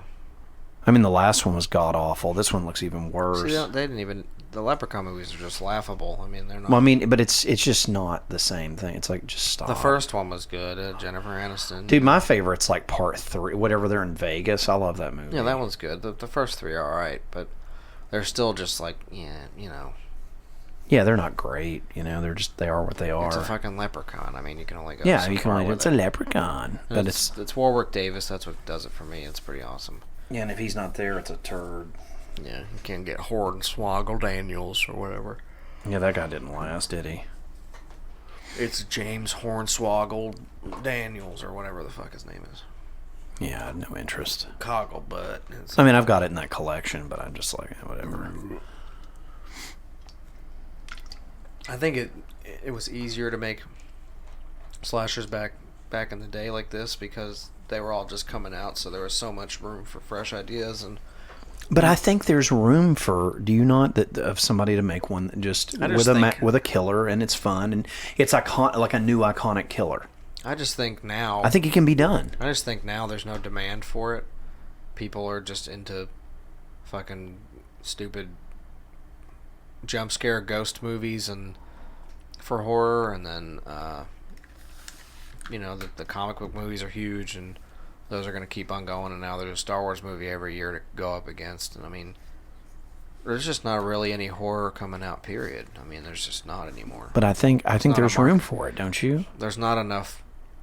It's more... You don't think a low-budget, good slasher would be cool? It would be cool, but there's just nobody trying to do it. And maybe they are, but they're not doing it right.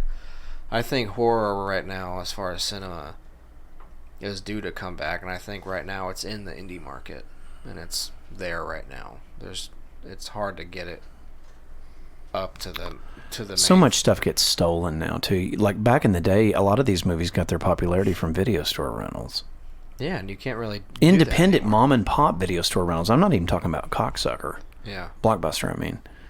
I'm talking about like, How about that? You throw a fucking chainsaw. I'll tell you this though, when Blockbuster went under, I knew digital was taking over. Yeah. Like it just sucked. And then when Hastings closed their doors, I just was heartbroken. I was just like, fuck. Well, the good thing is, I think now Toys R Us is going out of business. I'm pissed about that. Yeah, it's awful. I think though that eventually they kept them open in Japan because some independent person bought them out, and somebody in Canada kept theirs open. But the ones in the U.S. are. No, but everyone's buying stuff off Amazon now. They don't go to the toy store. I like to go to the store though. There's nothing satisfying for me about getting something in the mail. I like to go because Mrs. Gorkrest doesn't understand this. I went, and I'll just go ahead and tell you guys what it is. It's really stupid, but I really wanted Rugrats Season 3 on DVD. And it's impossible to find. They always have Season 1 and 2, which I already have. You can find them at Target and Walmart. I combed all over the town to try and find them. And she was like, why don't you just buy it on Amazon? I was like, that's not fun. I like to go into a store and find what I'm looking for. It makes it so much more valuable to me when I can walk in somewhere and be like, oh my god, they have this. Obviously in Walmart you're going to find what you need, or Target. When you're at FYE, some of the shit's way too expensive. Sometimes they force you to buy it online because it's so cheap. I get it. But I went into FYE and they had a display for like Nickelodeon stuff, and they had the Season 3 of Rugrats. And they had like all of them, and I was like, holy shit, they fucking have it. And she saw the look on my face, and I think then she understood. She was like, okay, now we can stop looking for it now. All right, you have to drag me around looking for the shit. Right. I was like, this makes me feel so much better when I walk into a store and it's sitting on the shelf than like, oh, I'll just do the buy with one click button, and then you know you're getting it in 2 days. Like, you know, some of the stuff I do that for, but, you know, it's different when I'm actually looking for something that I know I can find in the store. You know, I'm going to look for that. And I haven't been able to talk about this because last time we did this, I didn't do it yet. But when I was in, where was I at? I don't know, where were you? I was in Pigeon Forge, Tennessee. I was there recently, remember? Yeah. It was about a week before you went up there. Yeah. And Alexis's birthday. They have a video store there called Popcorn Video. And it's an actual video store. You can rent movies? You can rent movies and video games. You walk in, there's a fucking cat that's chilling in a little cat bed that you can pet. A little white cat. It was beautiful. They have actual free popcorn. They have a popcorn machine. You walk in there, and I haven't seen anything like it since I was last in a Blockbuster. A Cockbuster. Were they busy? Yeah, it was really cool. You walk in, and there they are. They have Blu-rays and DVDs. It's not like VHS tapes. But you go in, and they got the white case, like the cases that are empty that you fucking cool. Bring up to them, and you rent them, like the rental copies. That's awesome. I haven't seen that in so fucking long. It was beautiful. And the selection was really nice. They had a huge horror section, and they had nice, you know, really good setup, and you know, yeah, it's called Popcorn Video. So hopefully, I think more and more of those are starting to pop up back up around the country because nostalgia is a big thing where people are wanting the old shit back. Life sucks now. There's the little nail bed right here for Roy's grave. Yeah, I love it. But yeah, I think more and more of those are going to start popping up around the country, and hopefully we'll get a little resurgence. And there goes Roy. Because that made me feel really good, you know, going into a video store. We rented we had a bad movie night. We rented it was actually St. Patrick's Day. What did you rent? Well, they were wanting to, people I was with, they were wanting to rent some, just have a bad movie night, so we watched, we rented The Room, that Tommy Wiseau movie. Never seen it. It's hysterical. It's so bad. And it wasn't supposed to be. It's like the worst movie ever made. And then we got Troll 2, which is another one of the worst movies ever made. It's like the best worst movie or whatever. And then I picked out Leprechaun Lost in Space. Oh, God. Or Leprechaun in Space or whatever, because it was St. Patrick's Day. So I was like, well, we got to get a Leprechaun film. And Killer Condom, they were out of copies, so. I've never seen that movie. It's a trauma film. It's really bad, but it's good. And there's Roy. Look at that. Yep. But yeah, it was very fun to go back to a video store and actually be standing in it. I didn't know what to believe, but it was pretty great. And it was in Pigeon Forge. Yep. Like on the Strip. No, it's like it's close to one of the colleges out there. I forget what the college is. Weird. You sure this wasn't in like Sevierville? Sevierville, that's where it's at. I know where it's at. Yeah. That's been there for years if it's what I think it is. Mm-hmm. It's a little blue. That's it. Yeah. That fucking thing has been there since like I lived there in like the 80s and 90s. It's still there. That's fucked. That's cool though. Yeah, I'm not knocking awesome. it. It's really cool. Yeah, it's in Yeah, the popcorn machine's like right when you walk in. Yep. It's free too, I think. Yep, they give it to you in a little cone bag on the way out. But yeah, it's bitching, man. I tell you, it breaks my heart that I can't go in and buy CDs that I want or Blu-rays that I want or any of that shit. It just makes me sick to my stomach. Eventually, it's all going to be online. I don't like that. Or you get like a digital. I like to be able to see the stuff in front of me physically, if I want it or not. It's something about having something physical in front of you that's satisfying. And as a collector, it's the whole thing. I can't go through I can't go online and look at metal CDs. Like, I can do it based on the band and be like, yeah, I'm going to get that because it's their CD. But it's different when you go into like a store and you're looking at artwork and you're looking at it's fucking cool. Yeah, it's part of the sale. That's what makes you a buyer. Is it's a fan too. Yeah. When you're online, you can buy anything. Like I don't like that idea because I don't know where to go online. You know, because I have to browse like items to find a good item that I want. You know, I can't just walk into a store and be like, you know, it's the thrill of the hunt for me.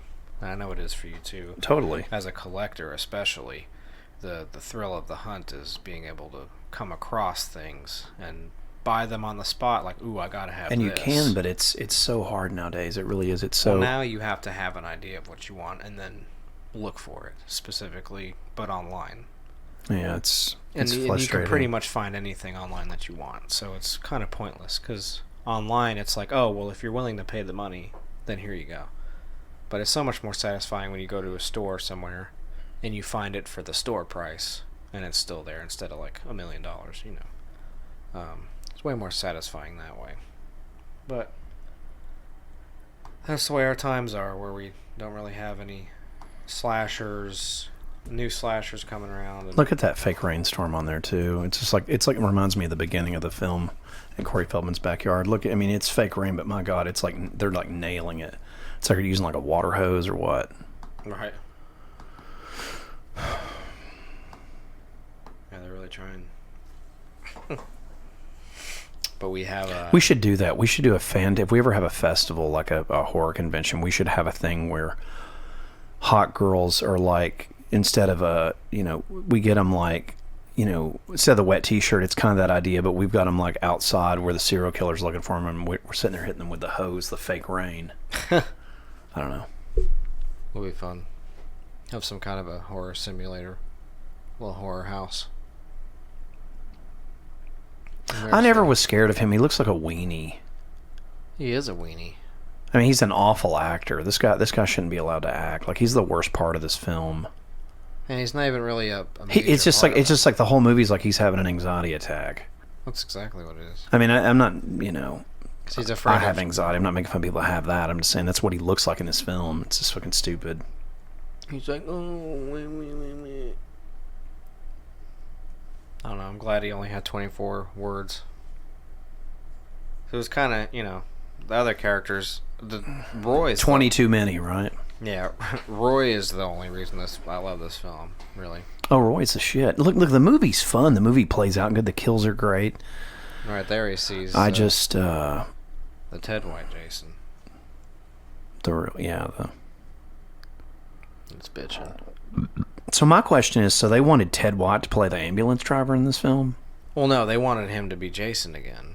They were actually going to do a part 5. I think they had to do something different because he didn't reprise his role. Like, I think initially once the number 4 ended, they were like, hey... They were going to put Feldman in it too? Yeah. Shit. Originally, it was going to be a direct sequel because it was going to be like, hey, this film did really well. You want to be Jason again? You want to be Corey Feldman again? And it's like, well, none of that happened. So Jason Voorhees, you know... This movie really gets a bad rap. It's actually fun to watch.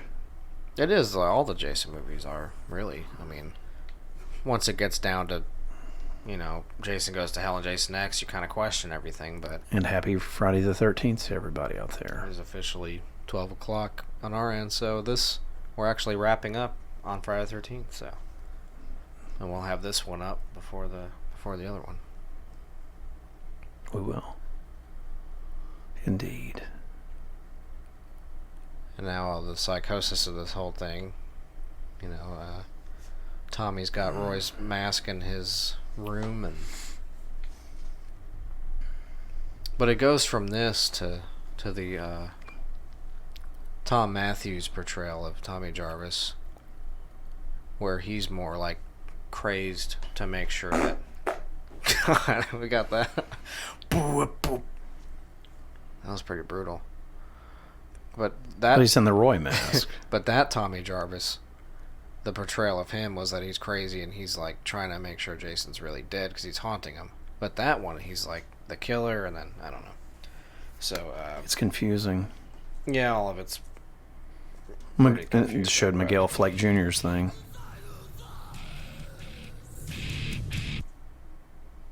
Whatever. I always fuck that one up. Sorry. We'll do it again.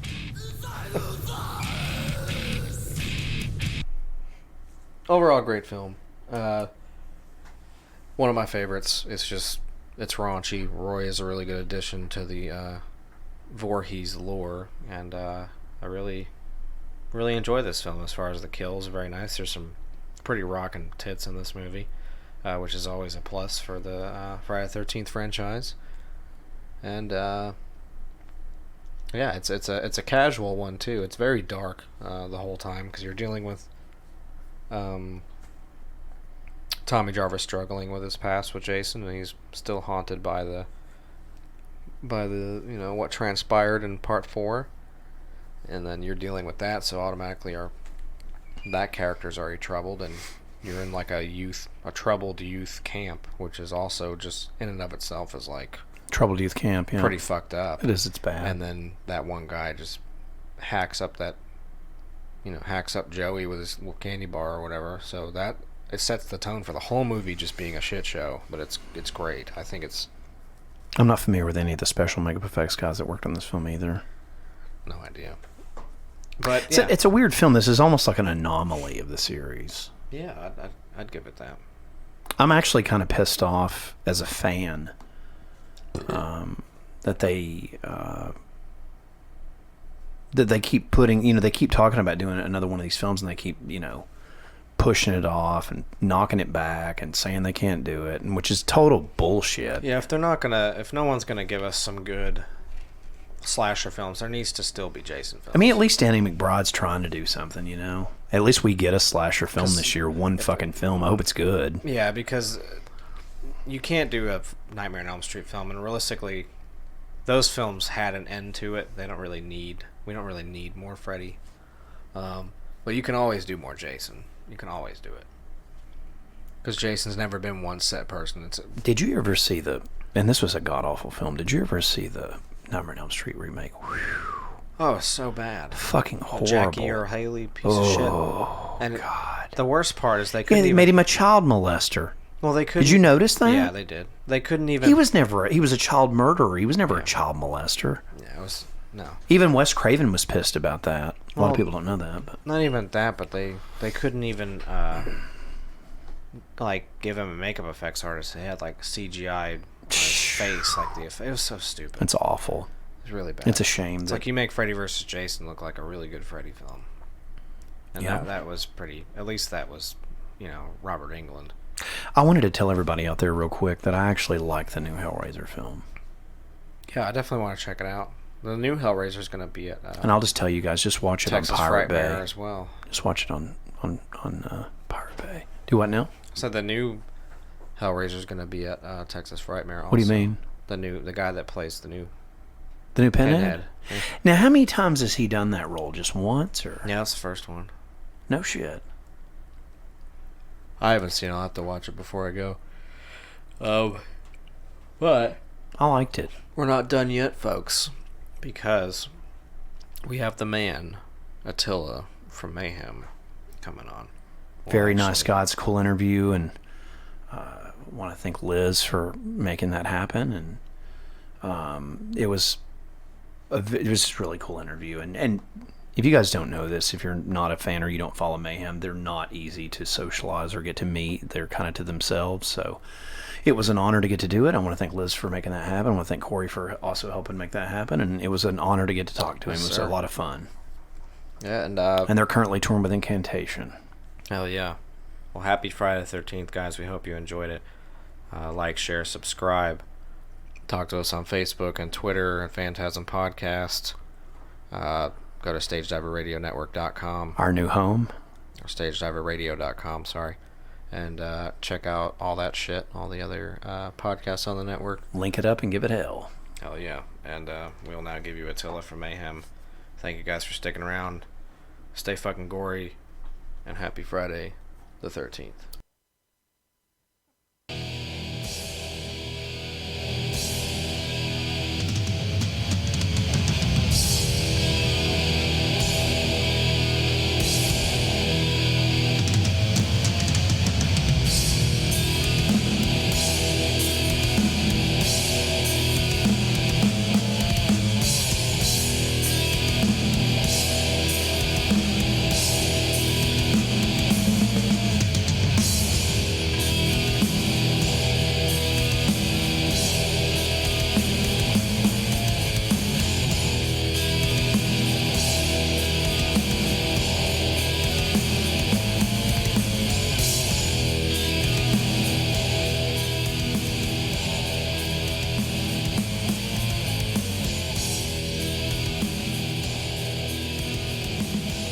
Welcome to the Phantasm Podcast. This is Dr. Vincent West, and I'm here with one of my heroes today. I'm here with Attila from Mayhem. How you doing, man?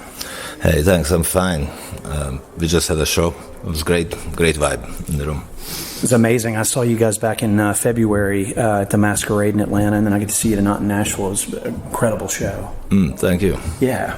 Want to talk a little bit about how you got into music and your first band and everything? Since I remember, music catched me, but first I got into, I think it was a Kiss song, and then very soon after, like AC/DC and Judas Priest and Maiden. And Sure. That was Maiden, my first show I seen in 84 maybe. Oh, nice. I think it was the Power Slave tour. Oh, and they first time played in the East, they were like big deal. First time they came behind the Iron Curtain, I'm from Hungary, and that was interesting. They did the show in a parking. I don't know why they just set it up there. It was fucking great. I heard later something like many years after that they were not allowed at the end to do in the arena, so they just did in the parking lot. It was great. That's amazing. That was my first show, like Mel show, kind of. So that was pretty cool.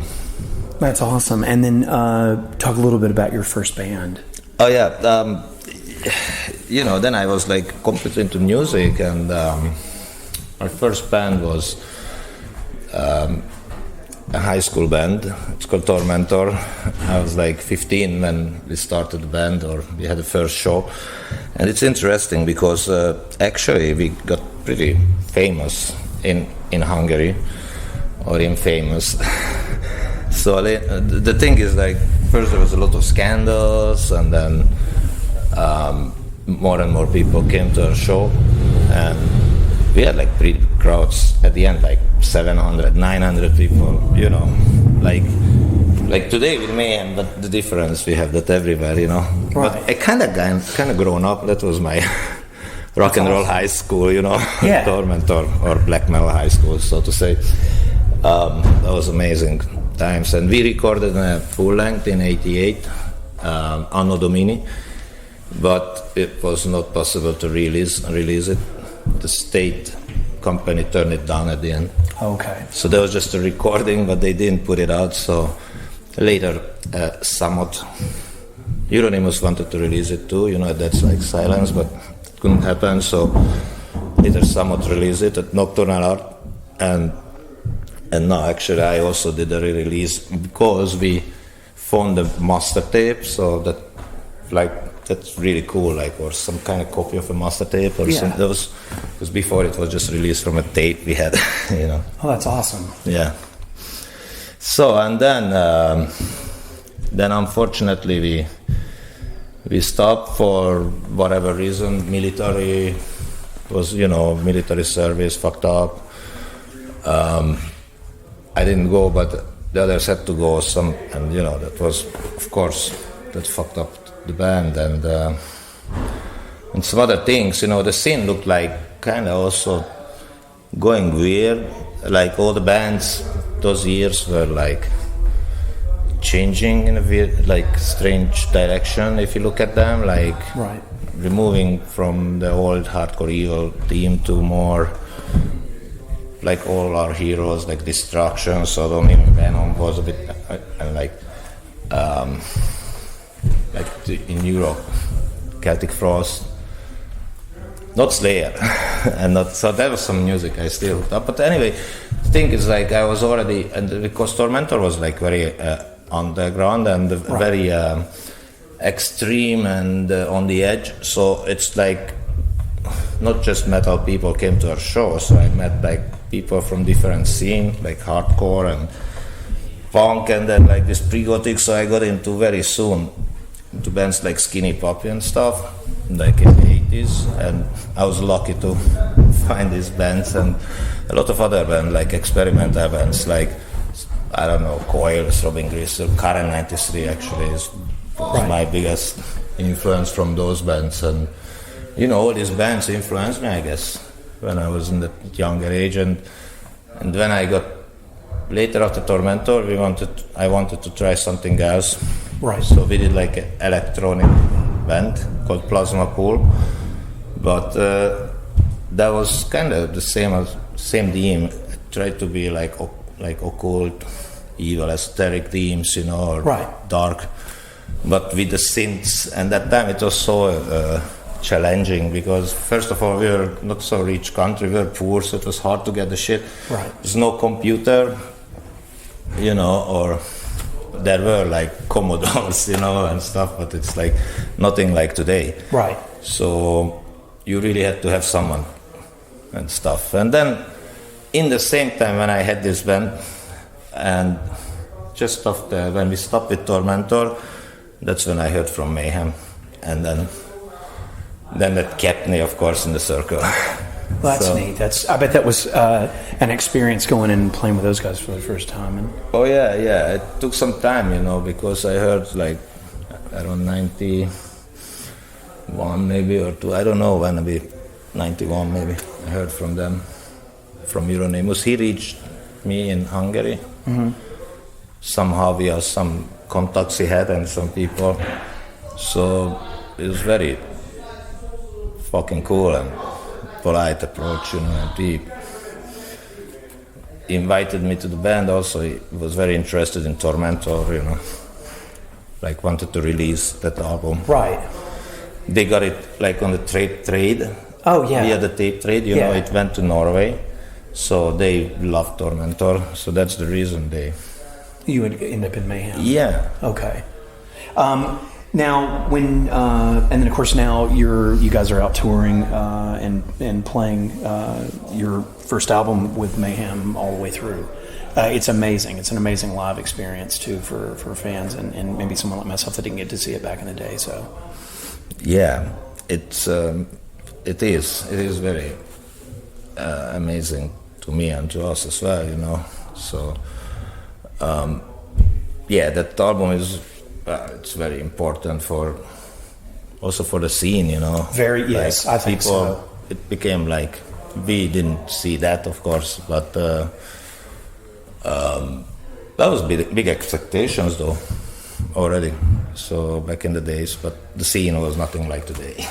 Right. It was more extreme and more underground tool. Yeah. And then you came back in 2007 and did the 2004 actually. 2004. I came back to the band, right. But we were in contact, especially with Necro, and actually I already met them in '98 again, because after when the band collapsed and all the shit happened, kind of lost contact. So. Strange, and it was a very dark period for everybody, I guess. Right. But then we met in Italy in '98 because I was there to record with a band called Aborim. Okay. Which was that time my new band, or just joined them, and we just made a few more albums. Actually, it was like industrial black metal, so kind of like a mix of Mayhem, if you like, and the Plasma Pool idea, like put it in industrial. So, but that was great because we met in Milan, and the guys are so cool, and I already approached, like just like that, play the song on the show. Right. I mean, a guest song with me. Oh, right, on the. Yeah, this Malade Omega Kapta Est album. Yeah. And that was released later, like that. But then we were in contact, and I had some other bands. Sometimes I was in Norway and doing like other bands, like Keep of Kalessin. Yeah, that was really cool too. So I was in contact with the guys and I stayed at Necro sometimes, That's cool. Hang out. Right. And sometimes, we're talking about stuff, like, because he told me sometimes that, Sven was sometimes a bit unstable, or he had some maybe bit too much, or I don't know. So I was like, I don't know. It was nothing like I was doing my stuff, you know. Right. And like, right. Sometimes it came to, but it was nothing planned, you know. And then when it happened, of course, I was so lucky that I kind of could do it. So I was like, could come back in 2004, and since then. Yeah, it's amazing. Yeah. And then the Ordo record from 07? Yeah. Yeah, that's the first record we made with me again. That's great. I like it. It's cool. It's very. I think it's. That was a strange word we went there. It's fucking great. I love it. So bizarre and so other dimensional, but I like it. What was the goal with it, you know? And with Rune, you know, that time it was a different lineup we had. Right. Because that was still with Blasphemer, you know. Yeah. He's a great guitar player as well, but after Ordo, he just told me he felt like it. I don't know. It was like for him, it was like he wanted to.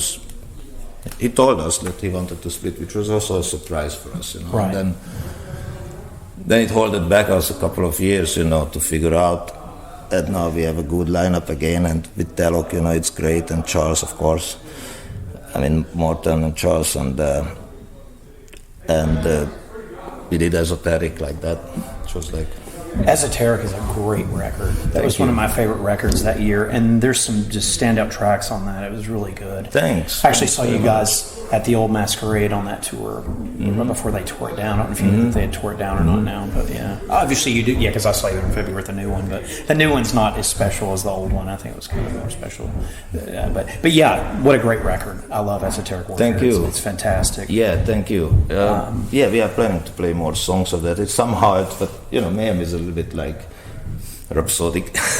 Sure. A little bit like going with its own rules, and it's a lot of factors, and like we are, in another hand, we don't have any boss, you know, or anything above, or any management or manager, or someone who would tell us what to do. It's never could work like that, and never been like that. So that also makes it like a little bit floating. So I guess we will play more songs. I would like to play more songs, more esoteric stuff, because we didn't play many songs yet, you know. It's just like it's a great record. Yeah, it's really good. So that's going to be interesting too. Are you guys planning to do another studio album? Yeah, at some point. Like now we're finishing this tour, and like this became pretty long, the Mysterious, but at the end we just thought that okay, let's play whenever, you know, people interested, so let's do this. This is like for the whole thing itself too. It's amazing. It really is, and you guys have been supporting it a long time now, and it's what a treat it is for fans to get to go see it, though, because it's so amazing. Yeah, and now it's next year, like I think it's around June, that's gonna be like the last shows. Okay. Something, or who knows, of course, but that's the plan, and then we move on. Nice. And actually we are coming back to the States in March. I'll be there. To the East Coast. I heard I think it's in Philadelphia, some festival. Oh, nice. That's cool. Something I heard, and we have a few shows around it. Oh, that's great. That's going to be different set. Oh, okay. Yeah. So, and then I wanted to talk to you a little bit about this, because I just thought this was very interesting. Sure. Give me one sec here. You want to talk a little bit about Suno? Sure. I heard from Stephen O'Malley, you know, first like in 98. Okay. Maybe earlier actually. 94, 5, I don't know. He called me for an interview. He had a magazine called Descent magazine, I think. And like he made that like a fanzine. It's like old school, pretty nice. Nice. And we made this long phone interview, and this is how we get to know each other, you know. And that was the first people approached to me from the States, you know. And in the same time, I heard that he was licensing from Nocturnal Art, the Tormentor vinyl, and he made like this nice picture disc, which I really liked. Of course, cool. He's a great designer, artistic artist, artist like that too, So I mean, that's how we met, and then some years passed, and I was doing this collection compilation release, and then we got. No, actually, it's before that. I don't know how I was in contact with him. Anyhow, he just invited me.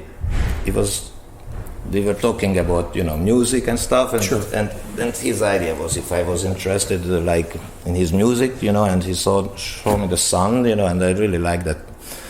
Thought it was great idea, like it's like. And then we were talking about, and it was like if I was interested, and I was of course, but to me, it was not so much metal either. Of course, even the back of those records sounds more mellow. Right. But for me, it was more like Swans in a way, or a little bit more on the periphery, more like it sounded mellow, but because of the amps and stuff, in the same time, it was more, and the drone, So it was for me more. Remind me to the experimental music too, and that's how. And then when I was recording with Aborim in Rome, I recorded one song for them called "The Symptoms of Kali Yuga." That was the first Sun recording I made, and that's in 2002, and. That's how we got to know each other, and then they had their first European tour, and that was the first time they invited me to play a few shows. Nice. And the first show was in Linz in Austria, and that was amazing because that's the first time we met, and I remember it was like, I think it was like 7 people. Nobody knew Sun that time, right? And that was great. It was a awesome tryout, And then we had another show in Vienna and another one in London and this festival, and then just started to play more and more, and I love to play with them. And since then, I've been pretty much with them, apart from a period when I rejoined Mayhem, and I was focusing more on that, in 2004. So they made a few records with Boris, from Japan, and Sastu, which is great. Right. But then I came back to play live, and then we were like just getting better and better with that, and I just love to play, and then we did the Monolith records, and in between some live recordings, and now it's like, so it's my other band. It's very important for me. Well, I always thought it was really cool that you did both. I think it's interesting. I love it. It's very important for my artistic balance, because one band is like more like Mel, and like structured and technical, and the other is more experimental, but the same extreme as really extreme conditions and the loudness, and the whole experience, psychedelic. It's amazing. I love it. It's such a cool body of work that you've done with them as well. I wanted to ask you about this as well, if it's cool. What was it like working with Tony Scott? Who? When you on Spa Game, Oh yeah. That was. Did you get to meet him? Yeah. No, or I was more like with a production designer. Okay. I worked with him. That was amazing, actually, because I was just in a constructions first, but he just picked me up because I didn't know who this guy was. He just came. I was just coming by, like, hey, can I give you a hand? Because I saw he was like with my boss talking. Right. And he said some disgusting joke, and I just replied something wrong, and then was like, he was laughing and blah, blah, blah. And then I was like, I heard who the fuck was him. I was like, shit, great. I had this job. Goodbye. You know, like fucking production designer came. I didn't know it was him. You know, it looked like a geek. You know, like fucking strange. So, you know what? He picked me up because he liked me. That's neat. After, like, invited me to his dinner, I was like, what the fuck? And then that's cool. I was like, yeah. So I was with him. It was amazing, and like organizing these scenes that they shoot in Hungary. You know, like this helicopter came. You know, they closed the city, arrived. You know, like on the top of the building, and then Brad Pitt was like, you know, escaped from this Chinese base. Was cool. We had to build a Chinese military base and stuff. That's awesome. It's fucking interesting, actually. Yeah, that's very cool. I wish I could do more like that, more job, but maybe that time it was very interesting experience, you know. Yeah, it's really cool. I wanted to ask you about you have an electrical engineering degree, and you're a private teacher of math and physics. That's amazing. Used to be. That's amazing. Thanks. When I finished, you know, my studies, I had like slave job, I had like boss job. Nothing worked really to me. Right. So that was a bit of, and of course the music and all the surroundings, you know. So I ended up to do like private teaching, math and physics, and I was pretty good with that, or because the kids like me, right? Like my, you know, I was not this typical idiot teacher. I was like, I came like, hey man, when they closed the door, first of course they didn't expect something like me, so like, okay, let's try. They closed the door. I told the kid, hey dude, I'm here to fucking help you. I know what's going on. You suck in math and physics. It's a constant problem. The parents don't let you go out to party and concerts and shit, and there's the fight and all fucking thing, blah blah blah. I'm here to help you out with the shit. I don't know much more than you. Just figure out together, you know. Right. And I think they like that approach, you know. Because of course I knew, especially after years, I got pretty good with the shit. But then, you know, just to you never put yourself above. I think it's already a problem with the teachers, you know. Of course they have to do it maybe in the class and shit, but I think it's much better approach if you try to be on the student level. Right. Definitely. You know, and they really appreciated that, you know, and I just told them easily, like, you do this, and they were like, okay. And you know what? They got success. So they got better and better, because here's the shit. If they don't, the parents, like, would fucking cancel me the next fucking day. Right. But they couldn't do. And they also, after, they were like, hey, Mr. Teacher, you want a coffee? When they got better and shit. So I liked it. It was okay, and also that I was my own, you know, I could make my schedules, I could do the music, because it's fucking hard. That's the worst. Right. And that's what people, or maybe fans don't, or probably they know, but I just like to mention that it's a hard part in music when you already could do, or, you know, can play, or you want to play and the shit, but you can survive. So to find a job where you can also say, hey boss, I'm off for 2 weeks now, I've had this offer, you know, they will probably fire you, or what the fuck, you know. You can't just do this. It's very hard, so it's a lot of sacrifice, and it's very hard to survive, you know, if you want to be like, you stick to your art and it will work or not, you know. So, right.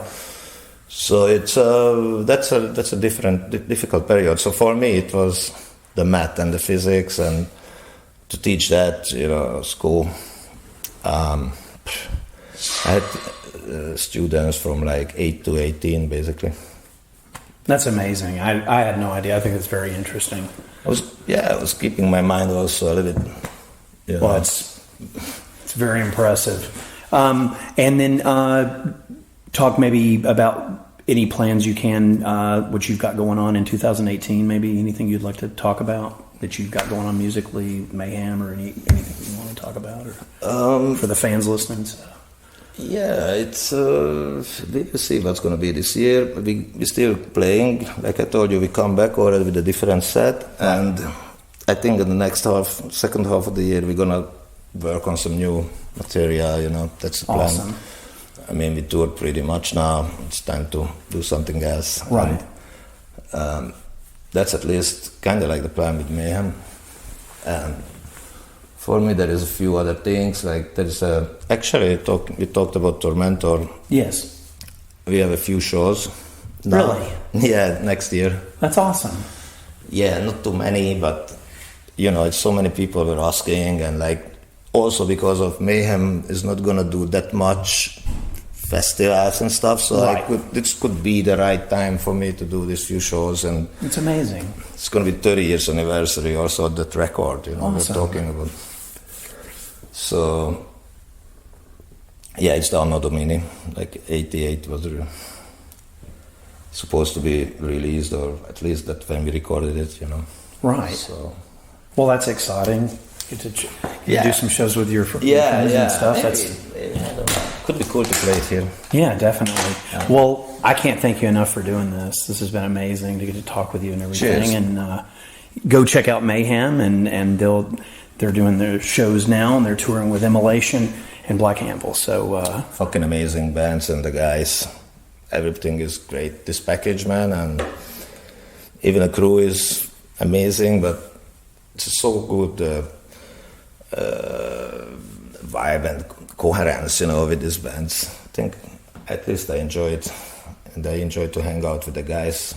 Everybody's fucking cool. That's great. So, That's great. Yeah, well, it was an amazing concert, and you guys were amazing. And I can't thank you enough for your time. Thanks. This has been an absolute honor to talk with you tonight. And if you do you mind doing a media plug for me real quick, and we'll be done. Okay. Just your name and your band, and you're listening to the Phantasm Podcast. Can you write it down, the Phantasm? But okay. This is Attila from Mayhem, and you are listening to Phantasm Podcast. That was great.